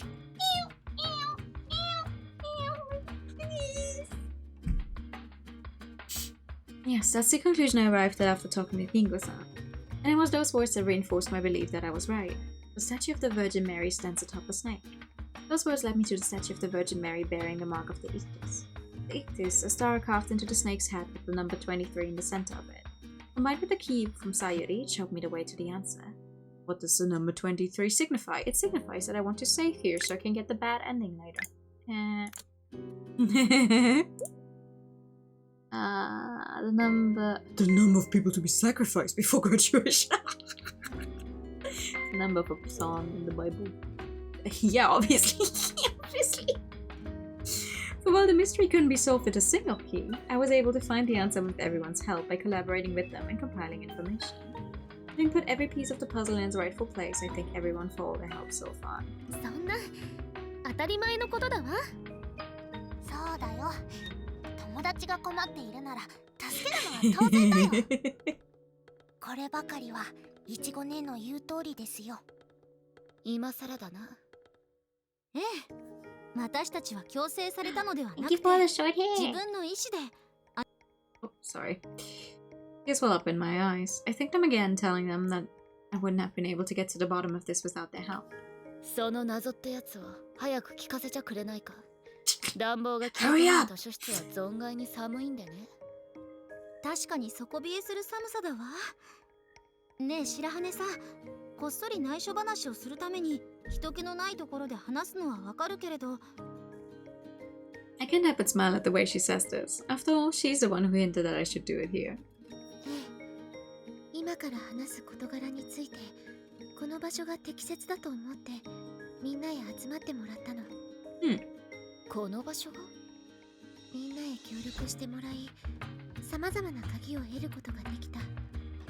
エリカさんと高崎さんが八代先輩と対峙してくれたから得られた言葉。リンゴさんとイチゴさんが助言してくれたことで得たピースたち。そしてリッカさんが I smiled my mature partner who was staring at me with the most earnest look in her eyes. リッカさんが協力してくれたおかげで全ての謎へ至るための鍵を得ることができた。 As I speak, I glance toward the place again, telling them that this is where those 3 keys had led me. 3つの鍵って？ That was the battle royale. 一つ目の鍵はエリカさんが八代先輩と対峙したことで得た言葉。 Mayuri said the exact same words to me. その言葉から高崎さんの助力を得て森の中のマリア像からあのイクトスめいた文様を見つけることができた。蛇の頭にあった星の中に23と書かれていたマークね。みんなで同じ文様がないか探したけれど他にはなかったわ。 I tell her that the search had meant something, regardless of the outcome, but their smiles are faint. They obviously think I'm just being nice. ただその一つの鍵だけでは謎を解くことはできなかった。八代先輩や小見門先輩なら分かったのかもしれないけれど。2人が？二つ目の鍵はリッカさんが標本室で手紙の標本を見つけてくれたから分かったことよ。 They could have solved it because they're both 手紙がなければ more religious than we are. They probably would have thought of it being a psalm in the Bible way earlier. そんな偶然で。委員長はここぞという時には決めてくれる女だからな。確かにバレエの演技をとってもそうね。 Ika-san strokes her hand down her braids, blushing under the compliments. I tell them that Ika-san's comments upon reading the letters proved to be the final push I needed. Yo! 私私がですか？ Yes, you. リンゴさんは手紙の中で一つだけ違和感を覚えた箇所があると言ってくれた。それは確か貴船さゆりさんが残した手紙の結びですか？ Nodding, I repeat the words aloud. もしこの手紙を読んだ者がいるなら、シオンバスキアの墓から花を奪ってほしい。花、確かに意味深な言葉だが、そいつは謝れずに旅立ってしまったアミティエに対する悔恨の念から出た言葉ではないの？私も初めはそう思ったの。でもイチゴさんが言った言葉が私にひらめきを与えてくれた。Ichigo-san tilts her head in confusion, and I repeat back what she said to me. I covered him with flowers and apologized loads and talked to them about happy things. こいつらしい前向きな言葉だが、それが Ichigo-san cuts herself off, staring at me intently. I think she's just realized for herself how all the keys fit together. 私は貴船さんが残した最後の結びの言葉は手紙を見つけた者へ向けた鍵だと思った。その鍵は彼女の手紙の結びにあるシオンバスキアの墓から花を奪ってほしい。Opening my notebook, I show them what I've written there. これは碑文？ Yeah. シオンバスキアのお墓にあったっていう。Yeah. ええ、シオンバスキアの台座に刻まれていた碑文よ。ここにはこう書かれている。I take a little breath, then, staring off into the distance, read out the words as though I'm doing a recitation. ここへ神聖であり低粛なもの、小さき花が I mean, yeah, she and Basquiat died some years ago. Yeah. Many, 無慈悲 several. な死を遂げ、死の影の谷を歩く。美しき花よ、汝はつぼみのまま刈り取られた。神は最も清らかなものを傍らに置く。天井の枯れることのない庭へ、汝という花を咲かせたもうた。My voice echoes through the darkened library, the words of the epitaph freezing our hearts in their cold sorrow. シオンさんが愛されていたことがわかる言葉ね。No one raises their voice in objection to Takasaki-san's murmur. この碑文からは、シオンさんがキリスト教の洗礼を受け、若くして亡くなったことが読み取れるわ。そして、花という単語が多く散りばめられていることも。Everyone looks down at the words on the page of my notebook, nodding thoughtfully. 碑文は4行で構成され、そのうち3行が花を交えた文章になっている。花を交えていないのは2行目のものだけ。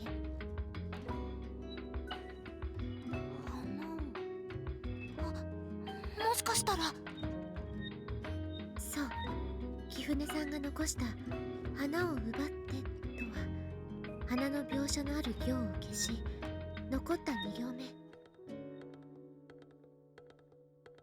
冷たい息吹にさらされ、無慈悲な死を遂げ、死の影の谷を歩くという文章に注目してほしかったからなの。文章に注目？冷たい息吹、無慈悲な死、事故で亡くなったのではないということ？ It's a shocking suggestion, and the air seems to freeze around it. But I shake my head, telling her that's the last part of the sentence she wanted us to focus on. それって死の影の谷を歩くっていうところ？それって祈りの言葉で聞いたことがあるような。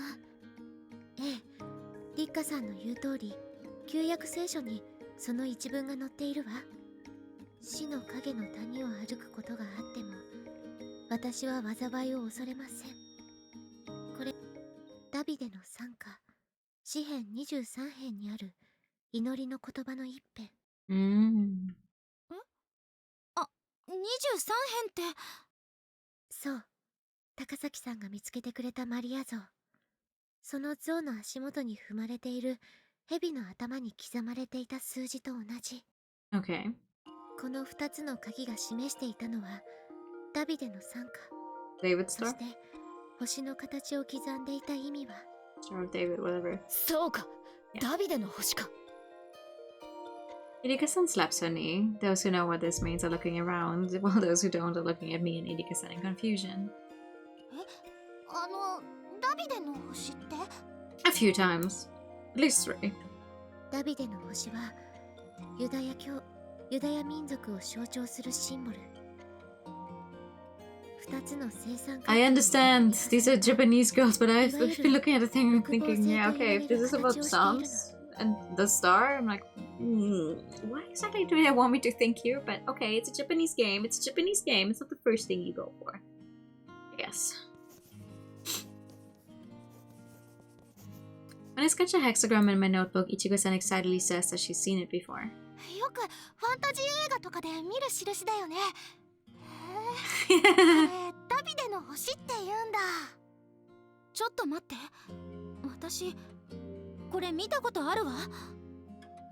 Both forward, she looks around the room. She's right.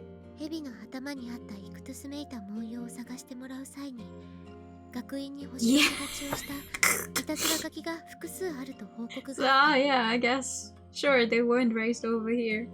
Like I'm baptized. Even if I'm not actively religious or any of that, I sure was baptized as a child. I have seen this thing many times. But sure, okay, it's a Japanese game. Suspend my disbelief. I carry on with my explanation of how we checked all the other statues of the Virgin Mary to see whether they bore the same symbol. In the end, we concluded that the statue out in the woods was the only one, which is why we then moved on to see if we could find the images on anyone else. Anything else. We decided to expand the search to include other religious paintings and statues around the academy. Despite searching high and low, none of us found another star with a number inside of it. However, stars being a relatively common symbol, we did come across a lot of them, even on things that didn't bear any religious significance. And Takasaki-sanからの報告では、図書室でも見かけたとあった。there's a hidden room in the library. I lead the group deep into the library to the very back and point to a bookcase that sits flush against the wall. And there it is. 星。違う。本当に六芒星だわ。A Star of David is carved into the top of the bookcase, blackened as though branded here with an iron. そう。私が見つけた星のマークはこれよ。星って。まあ、確かにパッと見星型に見える。I'm sorry. You look at this thing and the first thing comes into your mind is, oh, that's just a star? Nah. No, I think we do. I think... Because when I think of a star, I think of like five edges. That would be a star for me, but whatever. Everyone focuses excitedly on the Star of David carved into the wood. 木目の色と合わさって、よほど注意してみなければ気づきませんね。お手柄ですよ。Takasaki-san swells with pride. With her report and having gathered together the various keys, I was able to ascertain that this was the place. それでこの印が書かれているところを見つけたのはいいけれど、これが何を解決するの？ At this, the excitement in the room simmers down and everyone turns their eyes to me. I remind them that I said there were 3 keys that led me here. そうか。文字通り3つ目の鍵か。Yeah. Approaching the bookcase, I ran a hand over the wood. 先ほど話した2つの鍵が謎を解く場所にダビデの星が刻まれていると教えてくれた。I asked Edika-san if she understands. 以前読んだ歴史書の中で、大戦中このダビデの星はシオンの星とも呼ばれていたの。これも彼女が伝えたかったことなのかしらね。シオンの星、シオンバスキアか。From my breast pocket, I take out the key with the crest of St. Angrecum Academy stamped into the head. Then, gazing at the wall, I continue. 3つ目のこの鍵は本棚に隠された部屋への鍵。Fucking hidden room, I swear to God! 隠された部屋こそが全ての真相へつながっている。この本棚の向こう側に隠し部屋があるっていうの？ I nod. The key that was hidden in Sister Basquiat's room is the key that will unlock the hidden room. 宝の地図の謎は解いて、宝箱を開ける鍵まで手に入れてるんだ。早速中を拝ませてもらうとしよう。A flippant tone breaks the spell that was holding everyone in place, and I turn to the bookcase. To move it, we'll first have to empty the books off the shelves.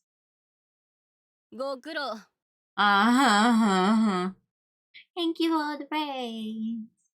Familiar voice causes us all to spin back around. Get the fuck out of here. I don't care. さすがは2階屋の会の会長になるだけのことはあるわね。Yuzuriya, Yatsushiro, and Komikado are standing there, smiles on their faces. But those smiles don't reach their eyes. 八代先輩。僕をまだ先輩と呼んでくれるのかい？嬉しいじゃないか。まあ、目こぼしはできないけれどね。I got here. I can do what I want. あなた、鳥のようにさえずらないでちょうだい。騒いで人が来て困るのはあなたも一緒でしょ。 At her crisp, dispassionate tone, I, now the others, stare in wonder at the two girls who have changed so completely that it seems as though their very souls have been drained from them. そんな、本当に。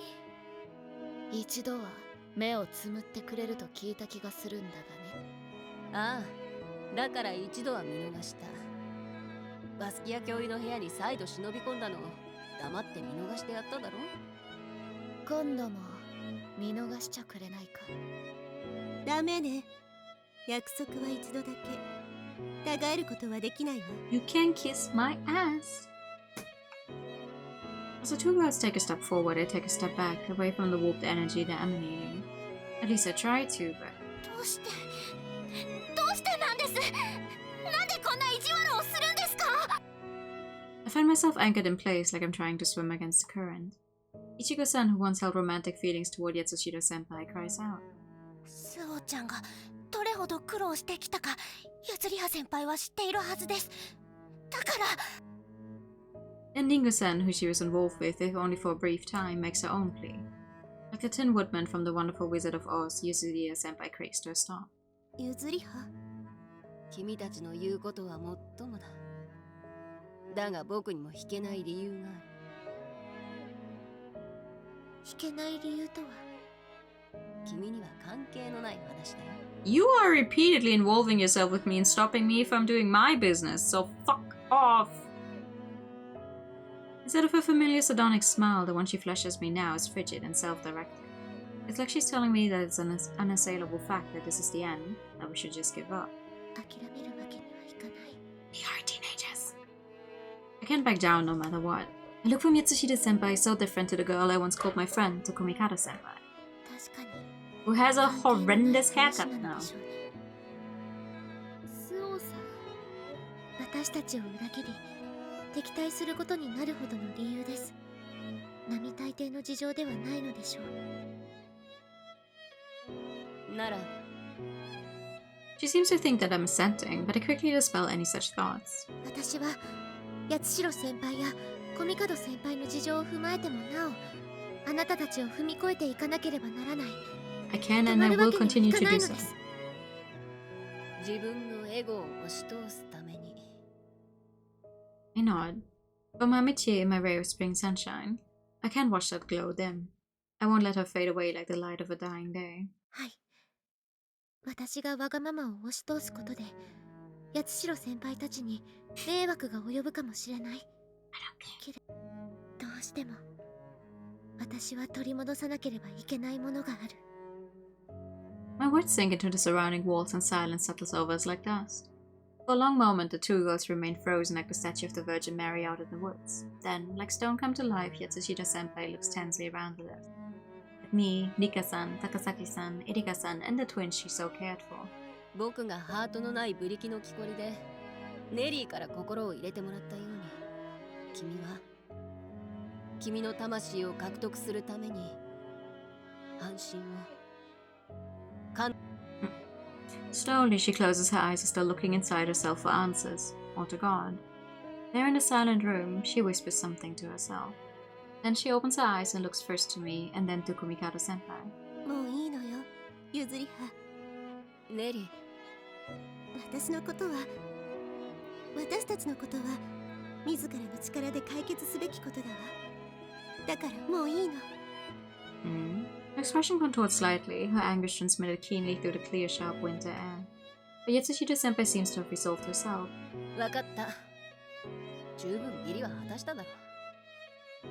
With that, she saunters up to the bookcase and starts pulling books off the shelves.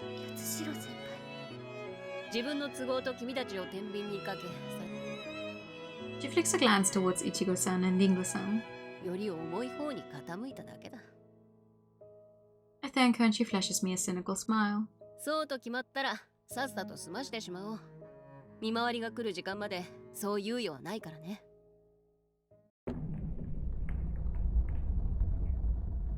Oh, a heavy creak settled with the weight of years echoes through the library.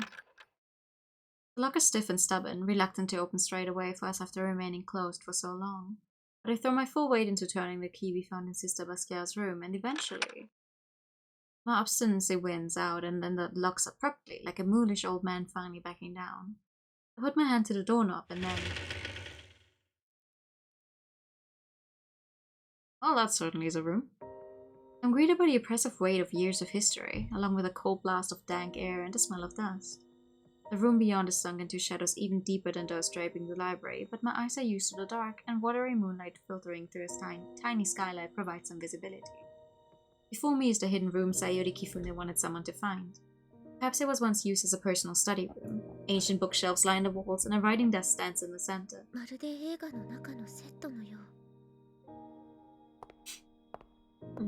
I find myself walking over to the desk to look down at the open book someone must have been writing in. No, reading.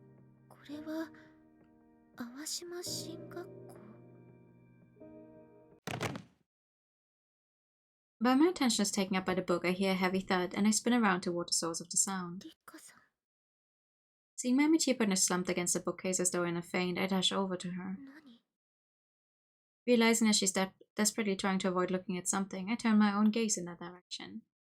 In one corner of the room, the darkness is blacker than elsewhere. I squint. Something seems to be pulled there, its contour is hard to pin down. The shadowy form looks like my stepmother. No, it's... Realizing that she ultimately made the most sorrowful choice of all I can do is stare through the gloom at what remains of her.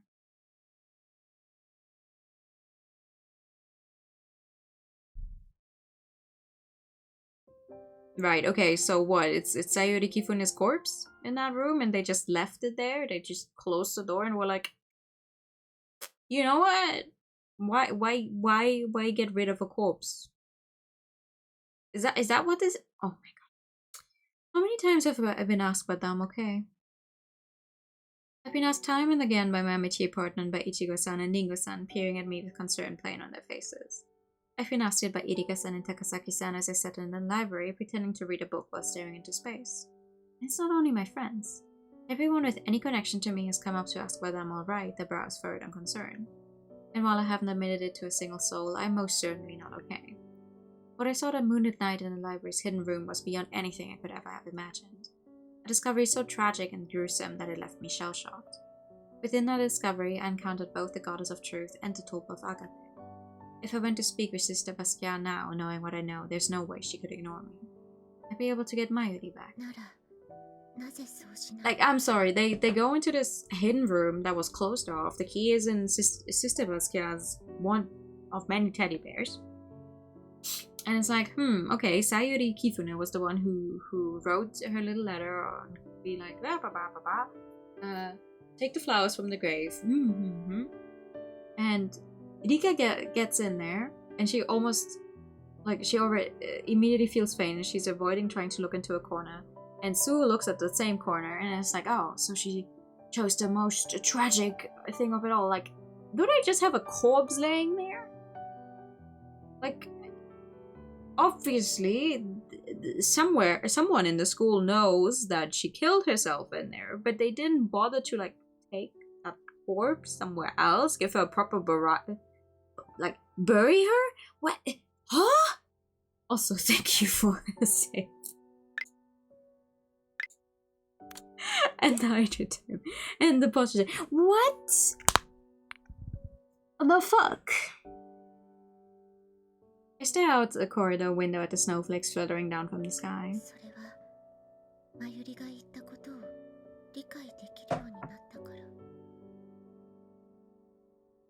Her words swirled through my head like wind-wrought patterns in the snow. After seeing what lays in that room, I understand it all. Why Mayuri told me to forget about her. Why she told me she couldn't come back. And what she truly meant by that. And because of this understanding, my thoughts have come to a standstill with the knowledge that I have to stop my single-minded pursuit. No, rather my thoughts have stagnated. Because a sudden voice behind me makes me turn my gaze away from the snow and toward the speaker. I smile, asking her whether I look that bad, but the concern on her face only deepens. I quickly tell her that I'm fine.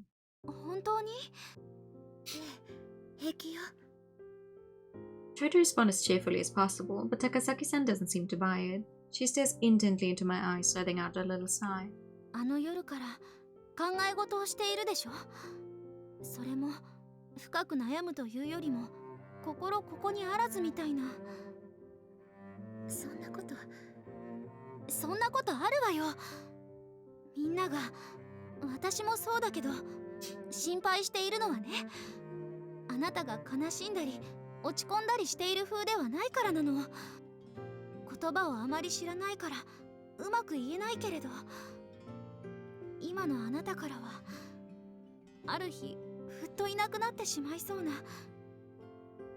Her words ring true. These feelings are so overwhelming, I do wish I could just disappear, but...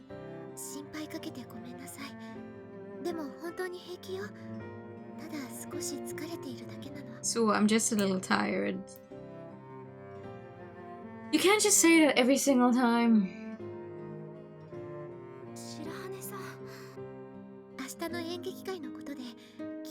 Oh, the play tomorrow. Tomorrow? She's so tired, EP of life. While it doesn't appear to convince her, all I can do is repeat the lie. One of the reasons I feel so hollow is because I saw the shoes. After the shock I received in the library, I was far too amped up to sleep. So I slipped out of bed, seated myself in a chair, and stared at the desk that was once Mayuri's. Wrapped in the silence and darkness of night, I gazed at the wooden desk, and then I saw Mayuri, massaging her temple with a pen as she looked through her notes while following day's lessons. Phantom of the past didn't awake the same exalted feelings when I found a painting in the art room and discovered a hidden message within. Even though I wanted to see her so desperately, and here she was. I shook my head to dispel the vision, then looked over to where Rika-san was sleeping peacefully. After watching her blanket rising and falling rhythmically for a moment, my gaze slid down the ladder attached to the bunk bed to the shoes resting at its foot. My shoes sat there silently, looking like an old exhausted dog curled in on itself. They were the new pair we'd been given this winter. Even though I'd buffed and polished them every day, there in the darkness they seemed worn out. They'd been dragged through the woods, through the snow, as I ran around in my search for Mayuri, and were now covered in little scuffs and scratches as evidence of their labors. Although it wasn't too noticeable, the heels were worn down and shabby. I mean, shoes are there to be worn. Shoes should look like they're actually worn. Why would you buy a shoe only to never wear it? Stop the fucking Joy-Con drift, I swear to God. Stop moving. Please. Thank you.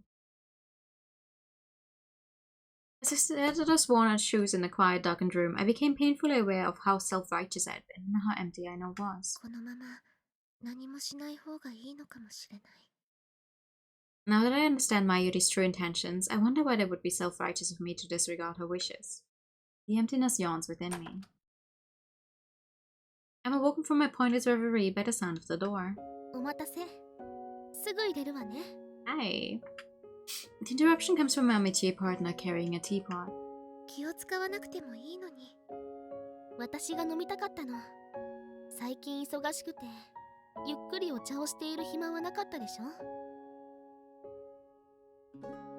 I mean, I had that happen once in class, actually. One of those lecture hall type of rooms where each row is slightly higher than the one in front, right? And I had my feet up on the back of the other person's chair, and he turned around and he was like, "Wow, your shoes look really done for." I'm like, "Well, yeah, well, I wear them every day." Like, your point being? Oh, I wear the things I buy to wear? I hear the pleasant tinkle of tea being poured in that special way Rika-san does it to add air into the liquid. I must have heard it 100 times before, but it never fails to put me at ease.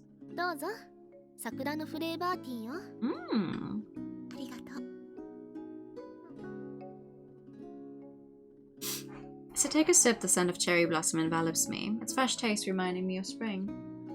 I tell Rika-san that it's delicious, and she smiles back, saying it would pair well with Japanese sweets. Rather than filling the emptiness in me with warmth, her carefree smile only makes me sad.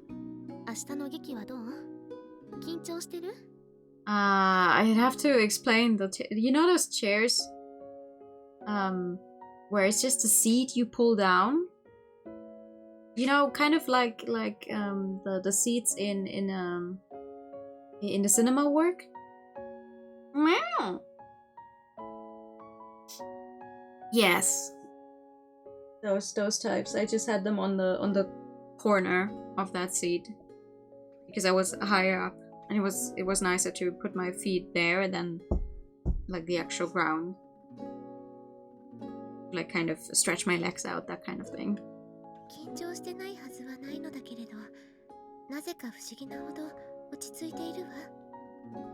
We've already wrapped up rehearsals and all the costumes and stage settings are ready. Perhaps we should take this opportunity to run through our lines one more time before the actual performance tomorrow, but... Yeah, don't actually do that.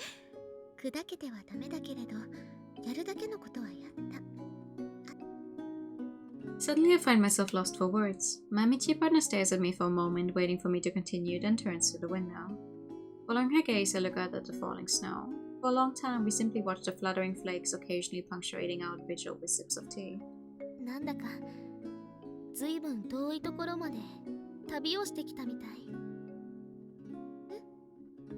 Yeah, 4 games of Journey, actually.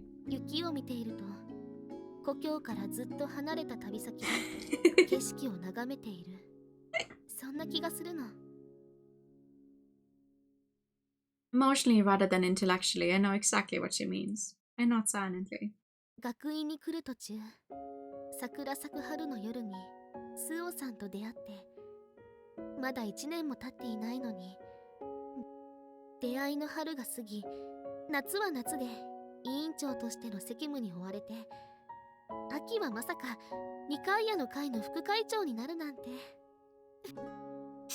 She giggles and takes a sip of her tea, and I think back on my own memories from spring through to now.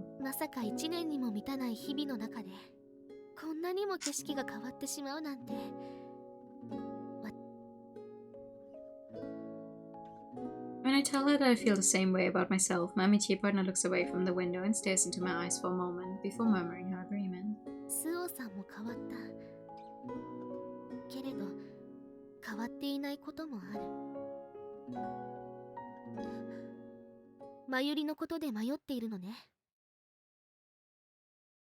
Her words hit me like a slap in the face and my throat seizes up. Reading the question in my eyes, how did she know? Rika-san smiles affectionately.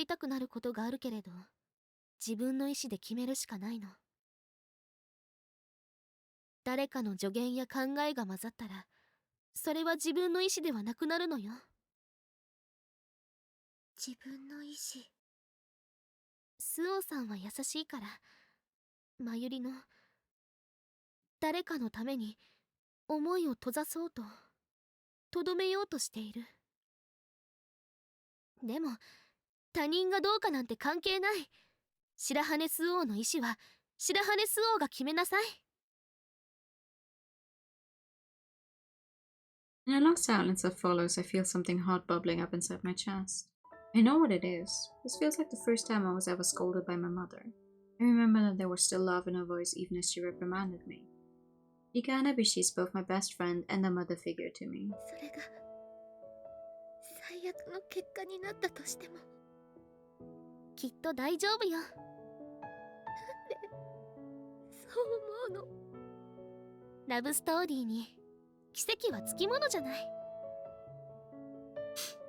Her tone is joking, and all of a sudden I find myself in tears. My frozen heart is melting beneath her kindness.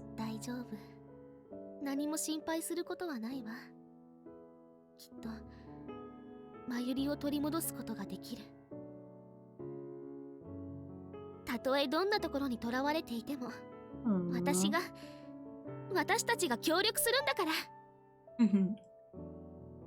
No, she did. She takes my hand in hers. Her words of encouragement made me think of Mozart's The Magic Flute.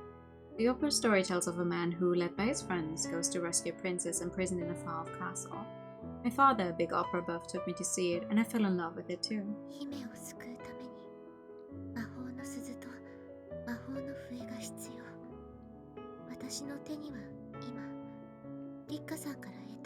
Everyone you've ever loved is dead. The bell is a determination not to give up. And as for the magic flute, God, isekai. Stop. I actually finished reading a book earlier today that featured one character's mother having died in a car crash, so I'm like, yeah.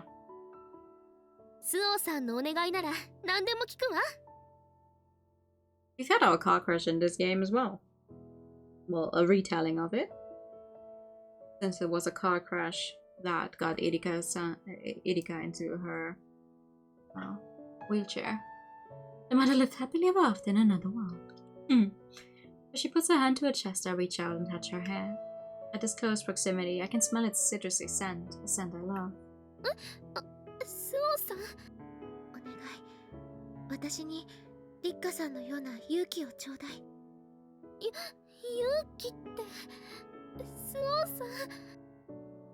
Her face was flushed red, her eyes screwed shut. I turned my hand over her hair and down her braid.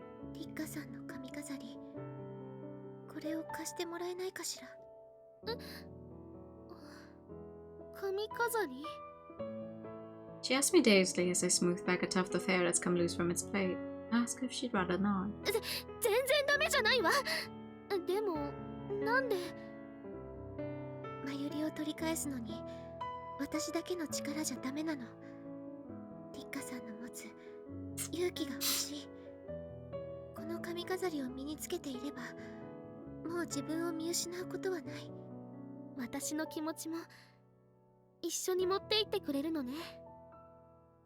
Yes.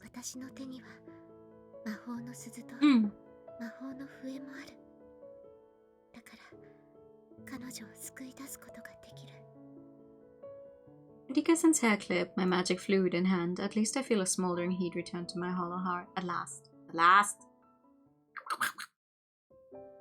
Woo! Glass slipper! Enjoy microwaving your hand! Fun! Erika-san's words and her hair clip have served to shine a warm light into the hollowed out tree of my chest and bring my withered emotions back to life. But this has brought with it one unwanted side effect. We get another new sprite! Now that my feelings are no longer numbed, nervousness and anxiety have got the better of me. I'm trembling like I've been thrown outside in the dead of winter without an overcoat.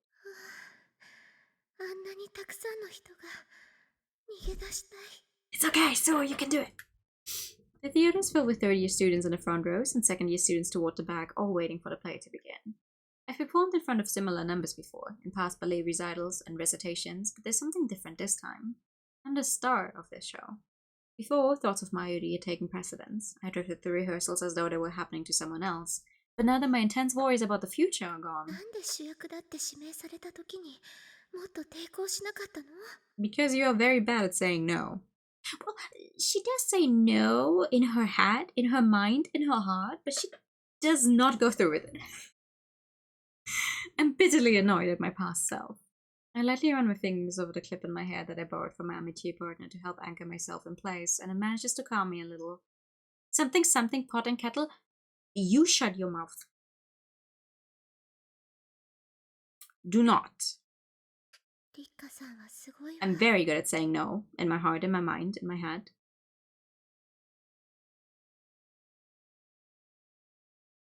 I murmur loud as I watch her talk to Tsuwabuki-san. She's confident and dignified, not afraid of anything. Completely unlike me. But of course she is. I've always been the shy, introverted one. Without her, That's because I am. A sudden voice behind me makes me jump. Girl!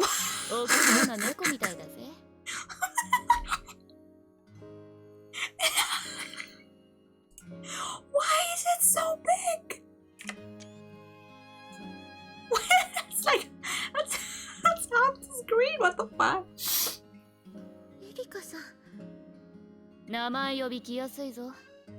どうした？前日までの大前自弱としたのが嘘みたいじゃん。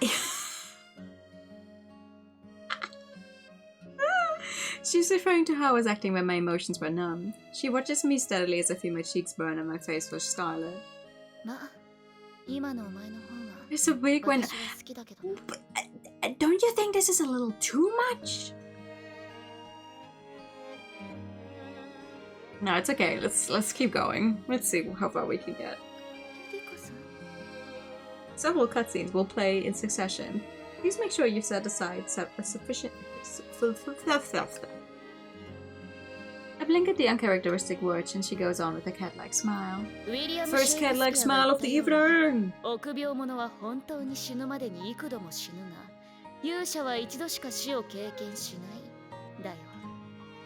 私も正直こういうのは苦手だが、嫌なことはさっさと済ませちまう方がいい。それに嫌なことばかりとは限らないぜ。When I protest that this is hardly the same as Julius Caesar, her sardonic smile disappears.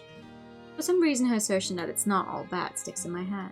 エリカさん、今の私自身の言葉で言うとな、適当にやれよ。失敗したって命取られるわけじゃねえ。She gave me similar words of encouragement before the Feast of the Assumption. I feel a heat welling in my chest and behind my eyes. 聖母祭の時にもそう言って励ましてくれたわよね。覚えていたか。手持ちの言葉でいいのがこれくらいしか思いつかなかった。いつもエリカさんは私を助けてくれるのね。だから来やすいって。Despite what her lips say, her expression is bright and open, and I know she's trying to give me the push I need. I can feel it in the warmth of her small hand on mine. まあ、いいか。仲間だもんな。承知仲間だものね。Smiling at me, Erika said softly yet determinedly to clasp my hand in hers. いや、家族だよ。大切な家族だ。Aww. 何も心配することはない。お前の背中は私が守ってやる。だから、私が好きな内気で小心者のままの素を演じてこい。今、素をって。I ask reflexively, thinking that this must be the first time she's called me by my given name. Spell broken, Erika-san abruptly drops my hand and looks down. 一つ忠告しておくぜ。これから少し驚くことがあるだろうが、動揺せずにやりきれ。I get the feeling she wants me to forget what she just said. Squeaky for wheelchair receipts. I now have with me the magic bell, the magic flute, and another weapon the prince never got his hands on.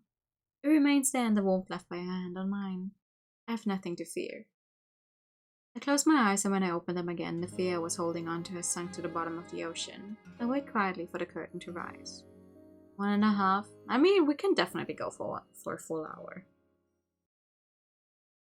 Let's see. Woo! Jesus Christ.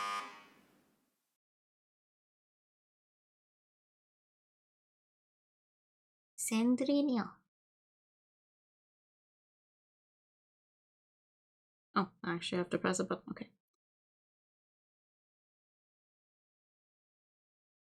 This is a story from long, long ago, in a kingdom far, far away. Once upon a time there lived a happy family of 3, a father, a mother, and a daughter. But one day the mother became ill and passed away. The father, seeing his daughter grief-stricken, soon found a new wife who herself had 2 daughters. For a time the new family lived happily.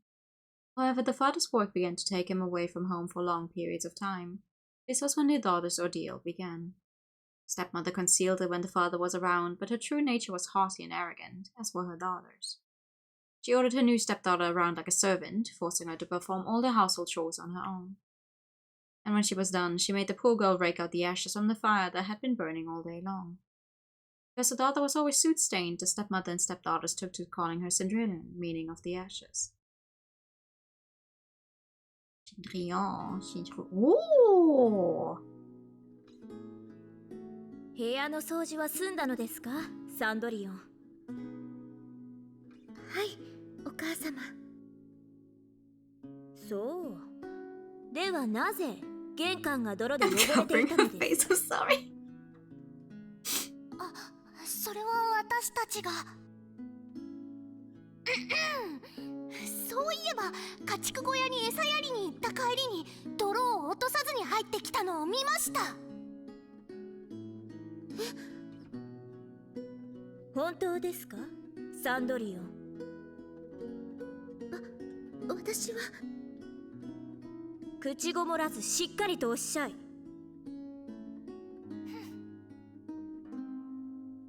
ごめんなさい。サンドリオン、あなたは。ね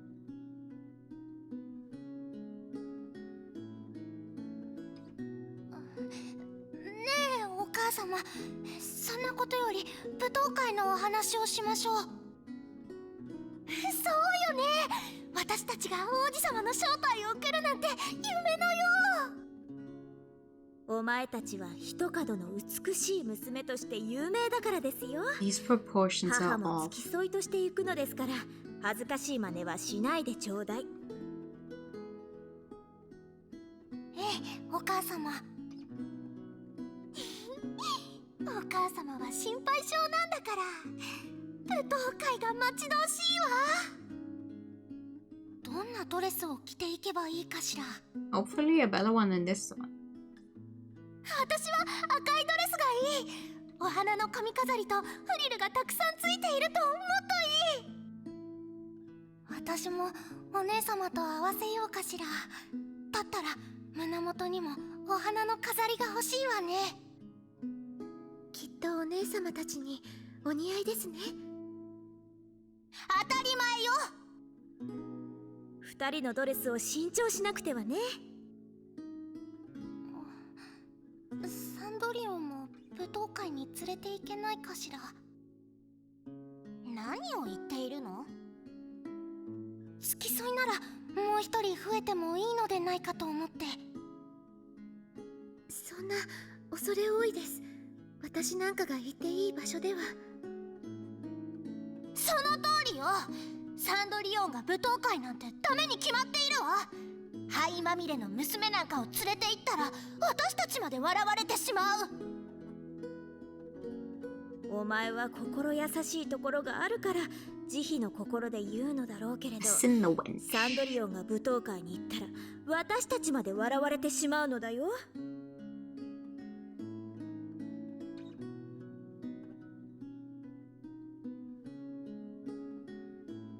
In the weeks leading up to the ball, the two stepsisters spent most of their time before the mirror.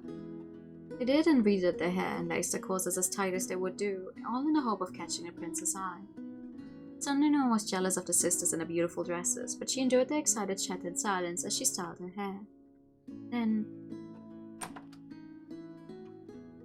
the night of the ball. Clad in their gorgeous ball gowns, cheeks flushed with joyous excitement, the stepmother and her two daughters climbed into the horse-drawn carriage and set off for the castle.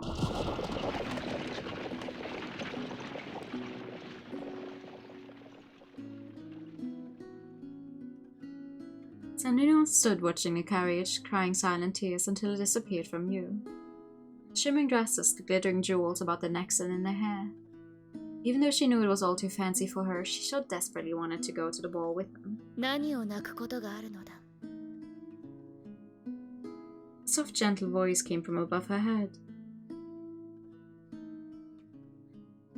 Oh, that's cool!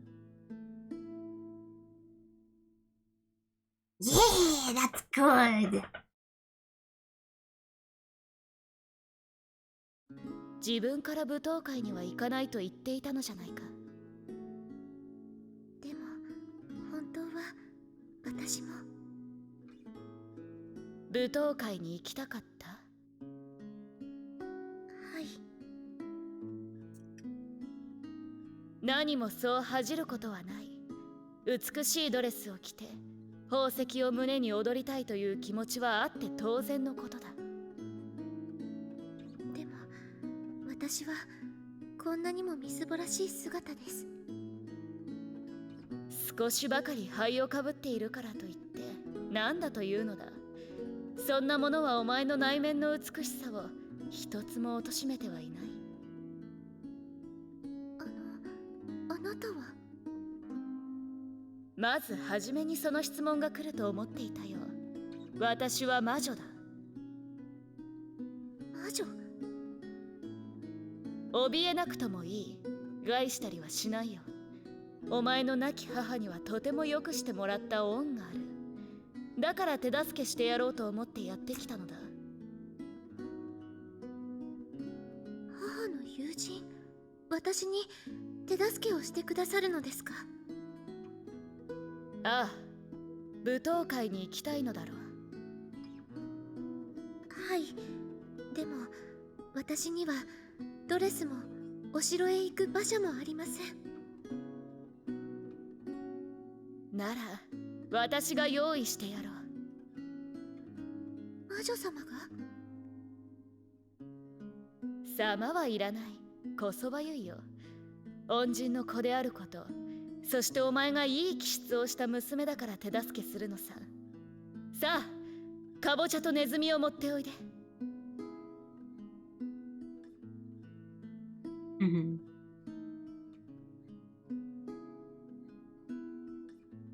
Wondering what on earth her fairy godmother could want them for, Sunray wondered as she was asking went out to the fields to fetch a pumpkin. Then she took a mouse from one of the traps in the house and brought both back to her godmother.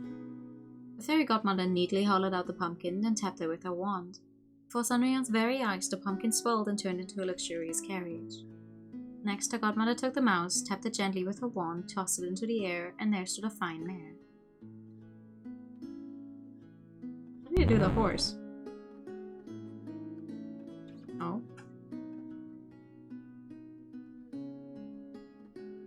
Carriage. すごい。魔法みたい。It is magic. その通り。魔法だ。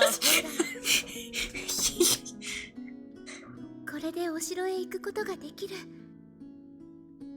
それもその通り。この馬車ならお前の姉さんたちの馬車にも見劣りしないだろう。ありがとうございます。でもなんだい？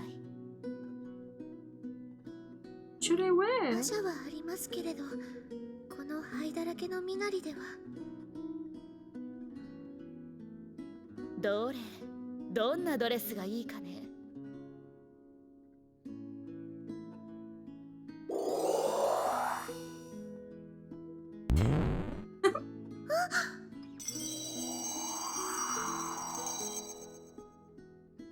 Ooh. Oh, that's a risky outfit. やはり水色のドレスが似合う。こんなに素敵なドレス、今まで着たことがありません。お前の母が好きだった色だ。きっと似合うと思ったよ。さあ、このガラスの靴も持っていきなさい。魔女様、なんとお礼を言ったらいいか。礼なんていい。ただ一つ約束してほしい。今かけた魔法は夜中の12時までしか効かない。それまでに帰らないと魔法が解けてしまう。そうだ、それだけは気をつけなさい。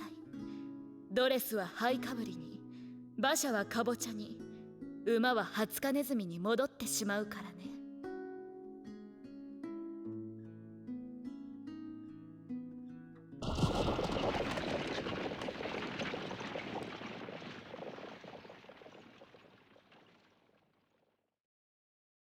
Who's playing the prince again?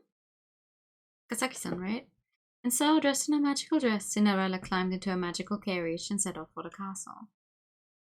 When she arrived at the palace, the other guests were stunned by her beauty, and rumors quickly spread of the mysterious lady from a faraway land. And then, in the great ballroom.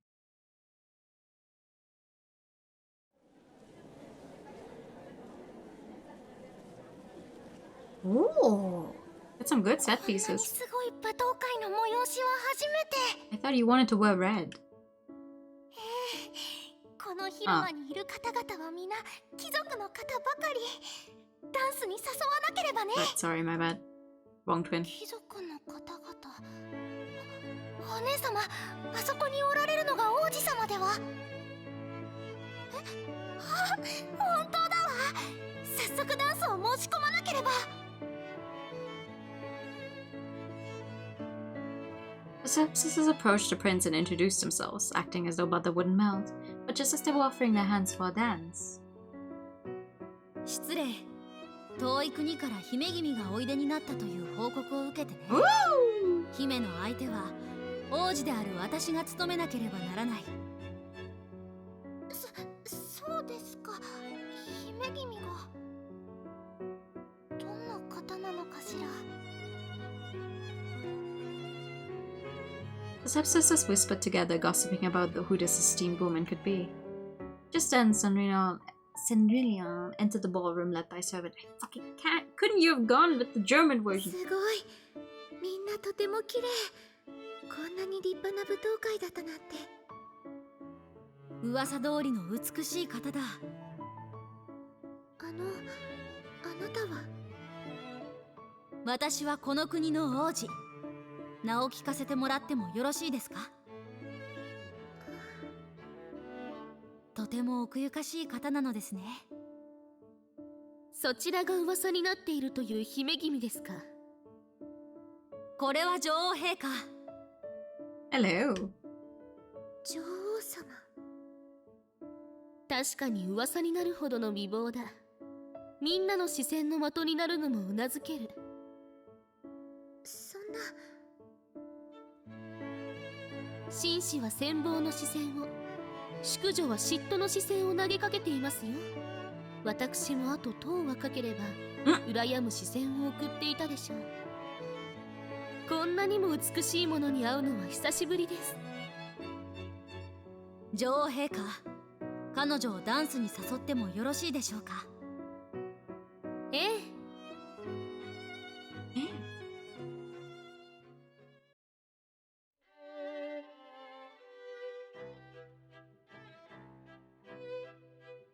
Ooh, so many CG! 私、ダンスを踊るのは初めてで。大丈夫。私に合わせてくれればいい。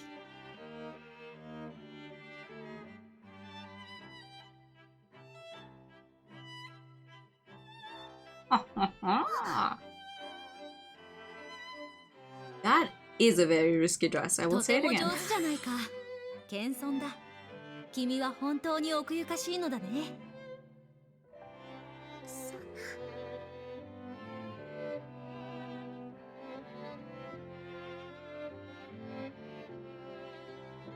Perhaps I was another of her fairy godmother's spells, but Cinderella found her feet light as air as she glided across the room.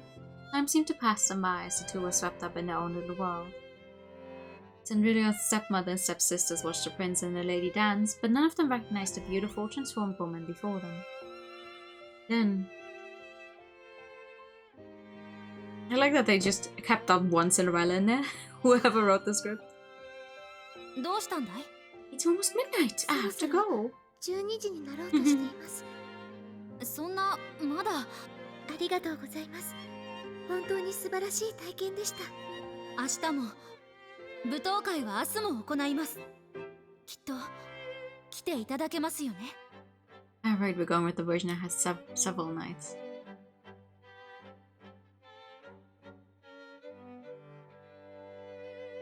Sanrio agreed to the prince's request, curtsied politely, then rushed from the castle.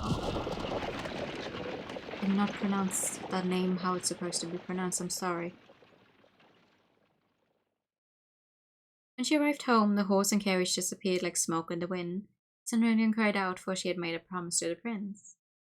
She begged for a fairy godmother to use her magic again tomorrow, and her godmother's voice answered her, saying that she would come again at the same time the next night. The following morning, Cendrillon rose early as usual and set about cleaning and preparing breakfast. When her stepmother and stepsisters awoke, she greeted them as usual.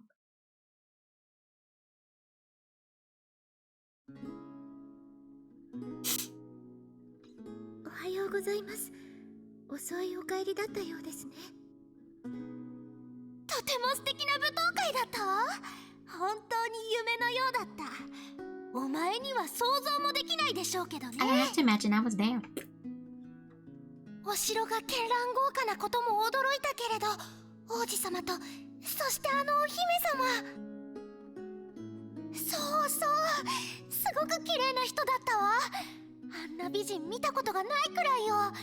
それにすごくダンスが上手だったの。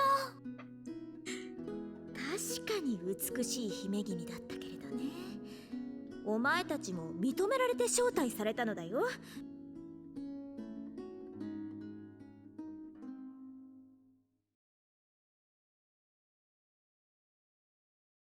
But things did not go as the stepmother wished. The moment the prince laid eyes on Cendrillon, he took her hand as though he never meant to let it go and gazed deep into her eyes.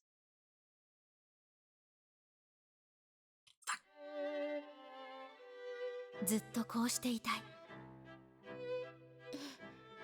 私も。なんだい？私たちの間に何か問題でもあるのかな？そんなことはありません。でもはなしだ。君には幸せになる権利がある。今までずっと探し求めていた自分を曲げずに諦めずに、きっとそんな正しき者が祝福を受けるべきなんだ。Straight woman. Kablam. Fuck was that? Hello? What? 嘘。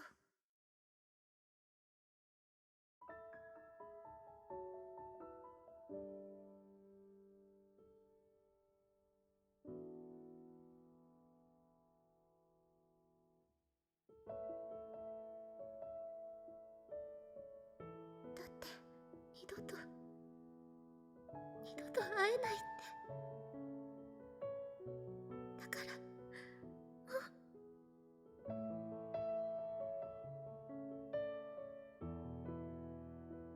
さあ、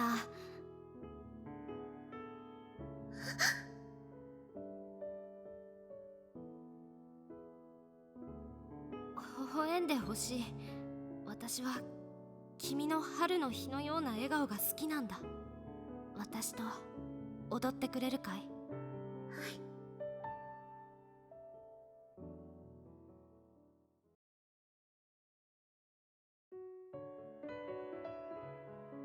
上手だね。まるで魔法をかけられているみたいだ。魔法が本当にあるのなら、ん？このまま時を止めてしまいたい。 Stop time so that we could stay like this forever. I'm sorry, I'm once again covering the text. 私も同じ気持ちだよ。だったら君と出会った時に思った。二人の間にかかった魔法は消えることはないって。私の心の中にはずっと君がいた。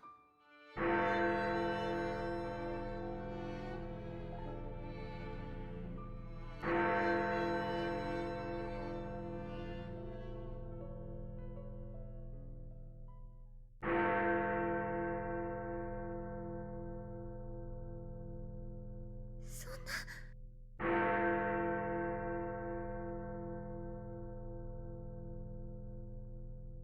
The heavy toll of a bell echoed through the space between them. The clock was striking midnight. The spell was about to wear off. Cendrillon turned pale as a ghost. But she knew that when the last peal faded, she would no longer be the dazzling lady the prince had fallen for. She would go back to being the poor, soot-stained girl covered in ashes.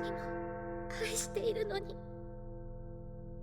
She felt as though her heart was breaking, to have found love only to have it taken away. She could not let the prince see her in rags. Breaking away from his embrace, she raced down the stairs. Then, she lost the shoe. When the last note of the bell faded into the darkness, the lady was nowhere to be seen. Prince stood rooted to the spot, his heart in tatters. Then, as he made his way down the stairs, he came across a single glass slipper.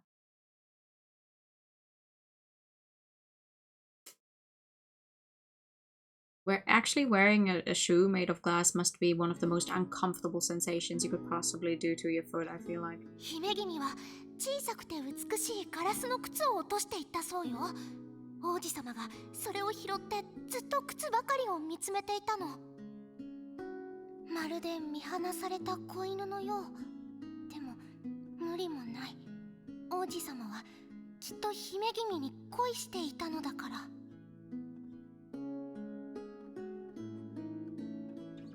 Cinderella heard her stepsisters gossiping when they returned from the ball. But the dream was over. Cinderella's fleeting moment of happiness was no more. She would never see the prince again. Then...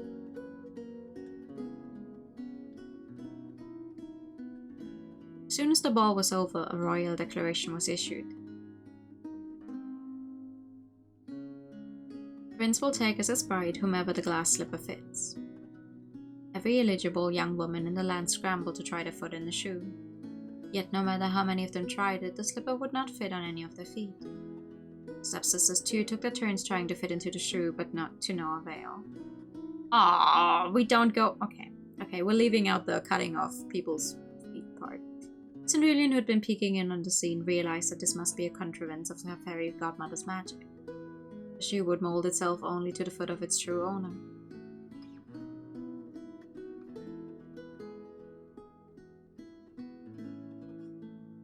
そこの方もどうぞ履いてみてください。Noticing Cinderella, the prince called out to her. Her stepmother and stepsisters attempted to put a stop to it, but the prince insisted. Cinderella sat down timidly on a chair and slid her foot into the glass slipper. And voila! どうせ入りっこないんだから、さっさと済ませなさいよ。はい、お姉様。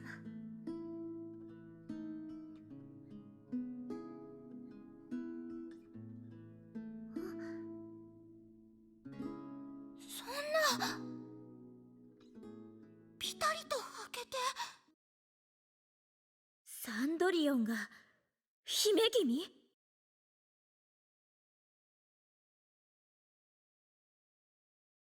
やっと見つけた。私の求めていた姫君。私もずっと探し求めていた。さあ、今度はお前が幸せになる番だ。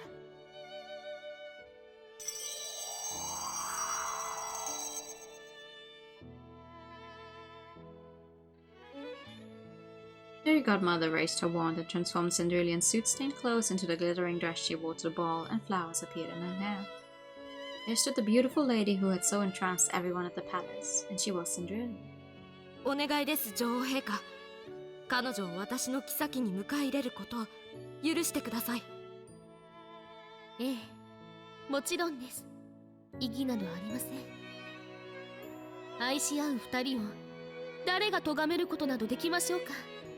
さあ、王家に伝わる指輪を。ありがとうございます、女王陛下。良いのですよ。誓いの指輪を。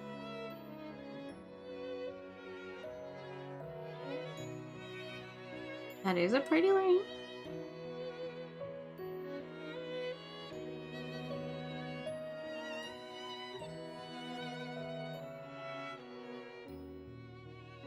Seeing a tear roll down Cinderella's cheek as the prince slid the symbol of the unbreakable bond onto her finger. But it was not a tear of sadness. It was a tear of pure joy to be held in the arms of someone who truly loved her.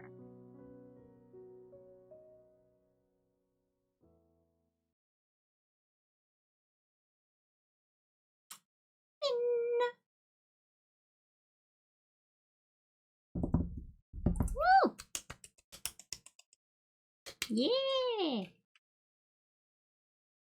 I'm a little miffed we don't have the whole cutting off people's souls and toes, but it's okay. It's a less gruesome and shorter version. As I wait, I stare up at the moon, silver and sharp as a blade. When we embraced during the play and she slid the ring onto my finger, we arranged to meet here at midnight. Wait, sorry, hold on. It's actually her? I thought we were just imagining Takasaki-san looking like Mayuri for some reason.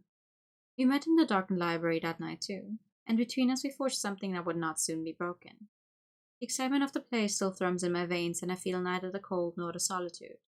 Even though standing here all alone in the library, it wouldn't be unusual for me to see my stepmother. Stepmother. I look around, half expecting her to step out from the shadows. I'm relieved to find the dark corner empty.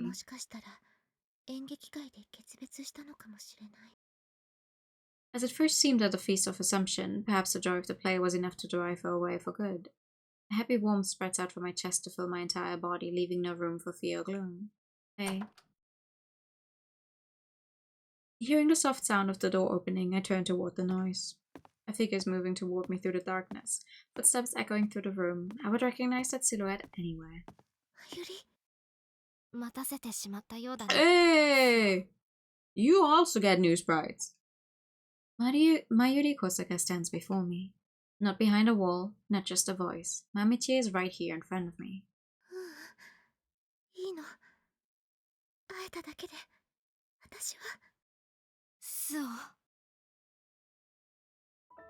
Let's go! Let's go!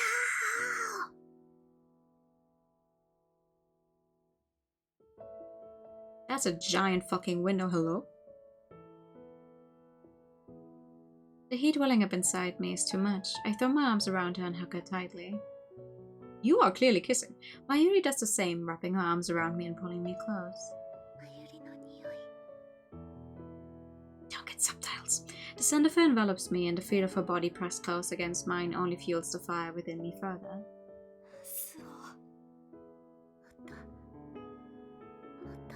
Oh, she's asking for more. That was Japanese.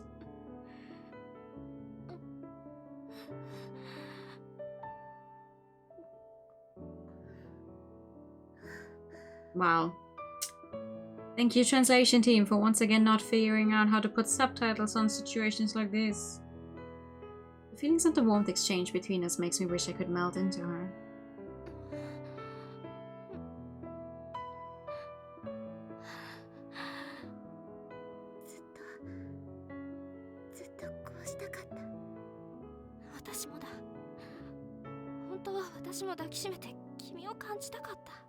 Something she too wanted. I don't know. I can feel Mayuri's heart beating fast, a tangible reminder that she's really here in my arms. I press my ear to her chest and hear it better.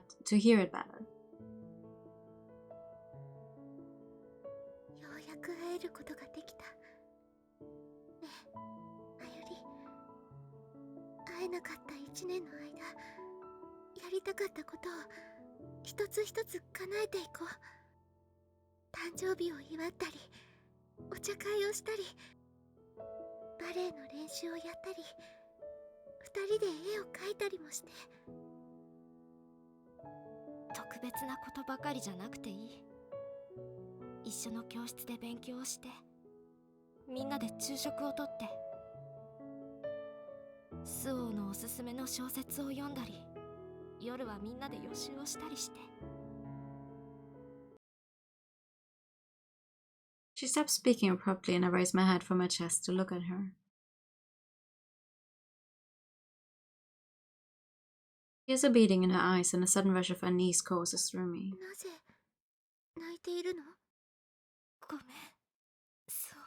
Again? I just got you back and you're going to say goodbye again?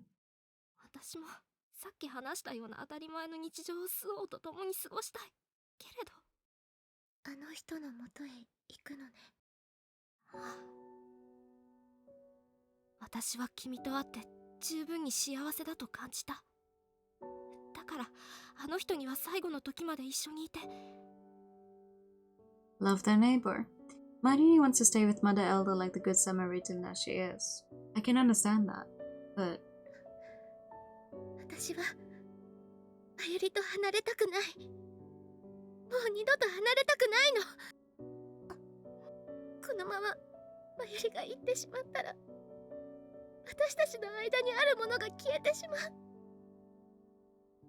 な気がして。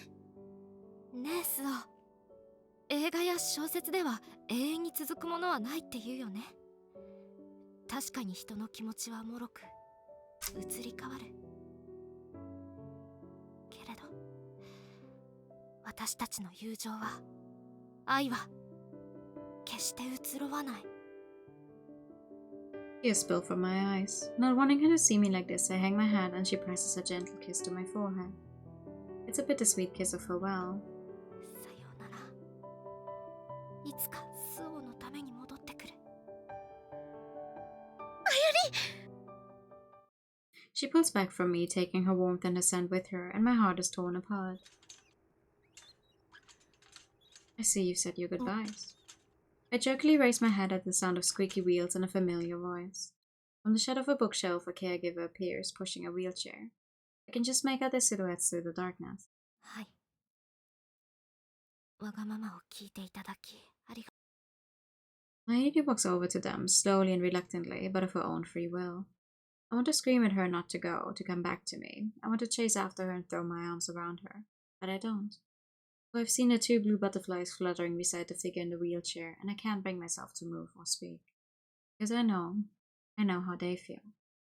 Mayuri whispers something to the nurse. With a bat-like squeak, the figure in the wheelchair, the goddess of truth, leaves, her two companions, and the butterflies in tow. The library is silent and empty once again. I look up at the scimitar-shaped moon, and I pray that the path they walk does not take them through the valley of the shadow of death.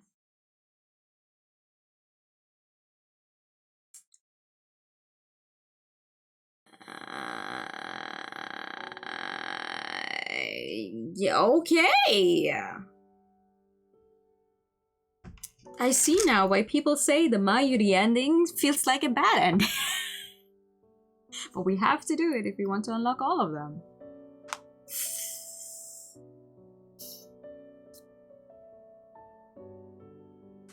Yeah. Oh, I know. I know a little more than the game lets me know at this point. Which is why it's gonna be especially bad. No, actually, we should not have done the whole fucking play at all. So I wouldn't have to stop here and immediately gone for the next ending. But I don't have time to go for the next ending.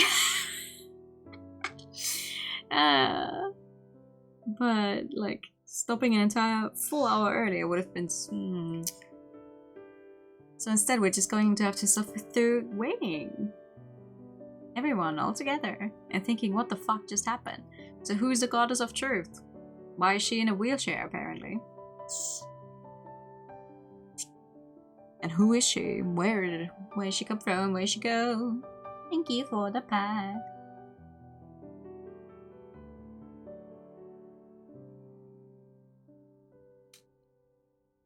Interesting. No, but for real, I thought she just kind of imagined Mayuri there when she was doing the play with Takasaki-san, because they keep mentioning it that they do look a little similar, like the vibes. When she first saw Takasaki-san, she was like, huh, Mayuri? So I was like, oh, maybe she's just imagining Mayuri, but I guess they actually genuinely switched places? Somehow? Though I am confused when that happened. How that happened. But who knows? I certainly don't. First violin, second violin, viola, a cello. Maybe it's not synth then. Hold on. Accordion, flute, piano, mix. Oh, okay, never mind.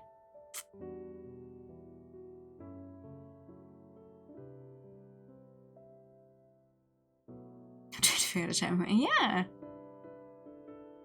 I should try my hand at Hollow Knight again. Sometime. I say this every time a Hollow Knight quote comes up.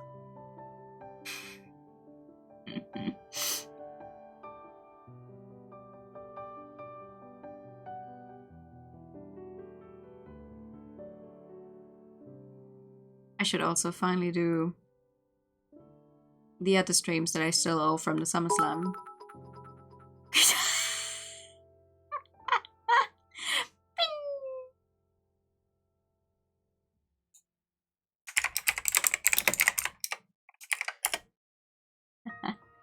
Huh.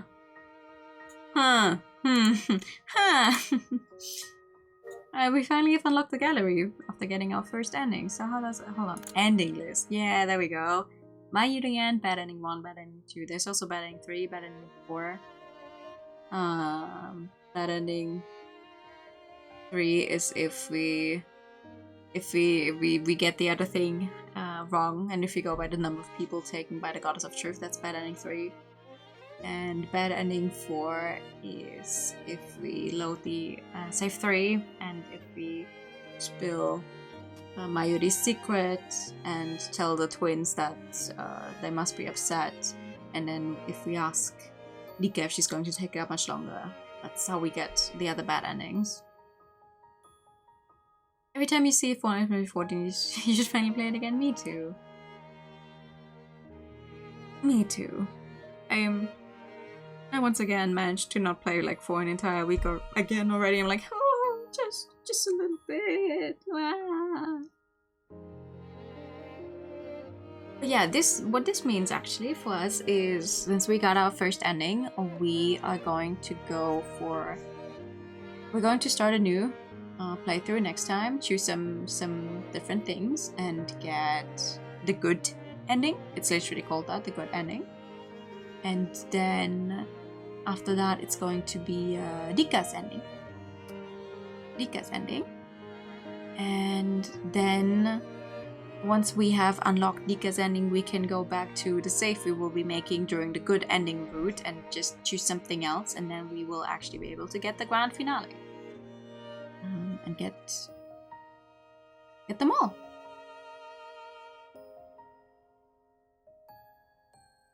Which is cool, which is good. I'm very happy. We actually got our first ending now, finally. It is a long game. It is the end of a whole series, so that makes sense. Also, what this means is starting next time we're gonna be skipping a bunch of text that we've already read before to get through to the other choices.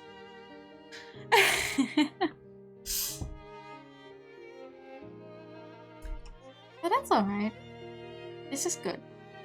I am happy because I genuinely, at some point, I thought today, like, according to the choices, it's not that much longer. According to the choices, not that much longer. I thought, are we actually going to reach like her ending sometime? Like, how much more are they going to put there? But then again, Mayuri's ending is very, very non-conclusive. Like, okay, Mayuri exists, yay! She doesn't stay with us. Oh, who the fuck is this person now? So, time to find out more of that. Hopefully sometime soon. The ending screen looks so cute, and then you just see the words "bad" and in all caps. Yeah. They've always looked like this, though. They always make it look like this. There's also CG selection, which is going to show us that, wow, we sure are missing a bunch more CGs. Yep, yeah, a bunch more CGs.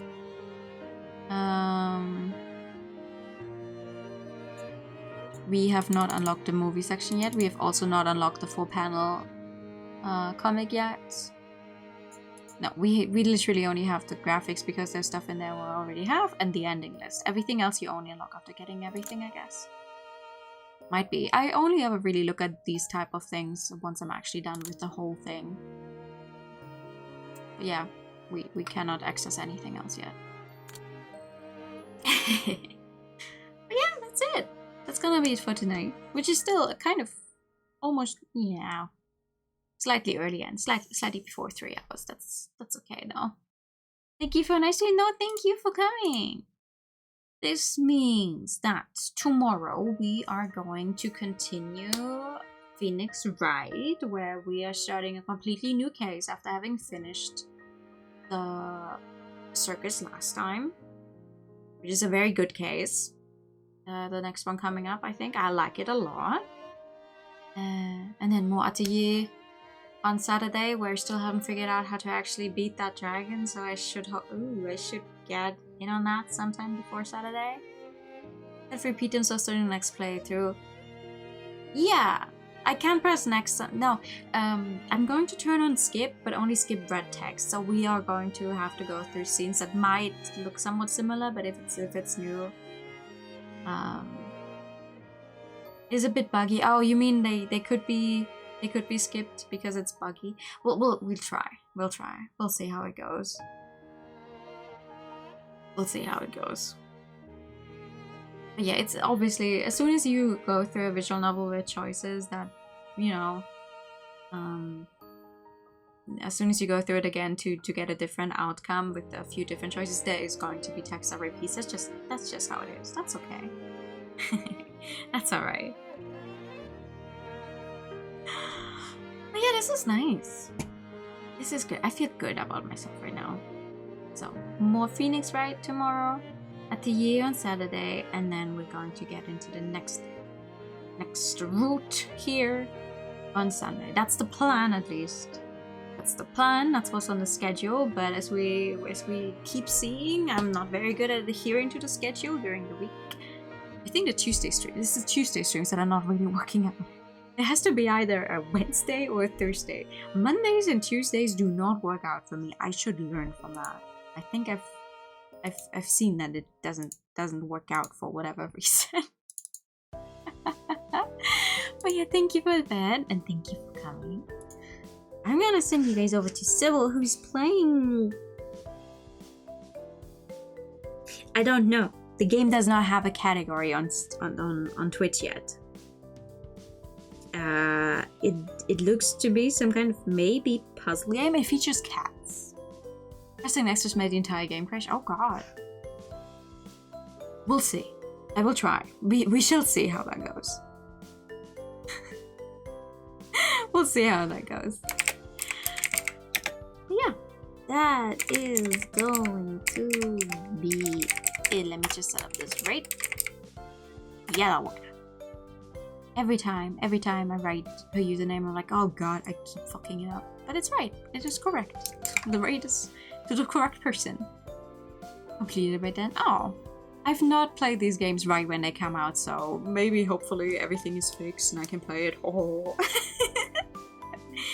But yeah, have a good night, everyone. Thank you so much for coming by. I'll see you all soon. Good night. And bye-bye. Bye-bye.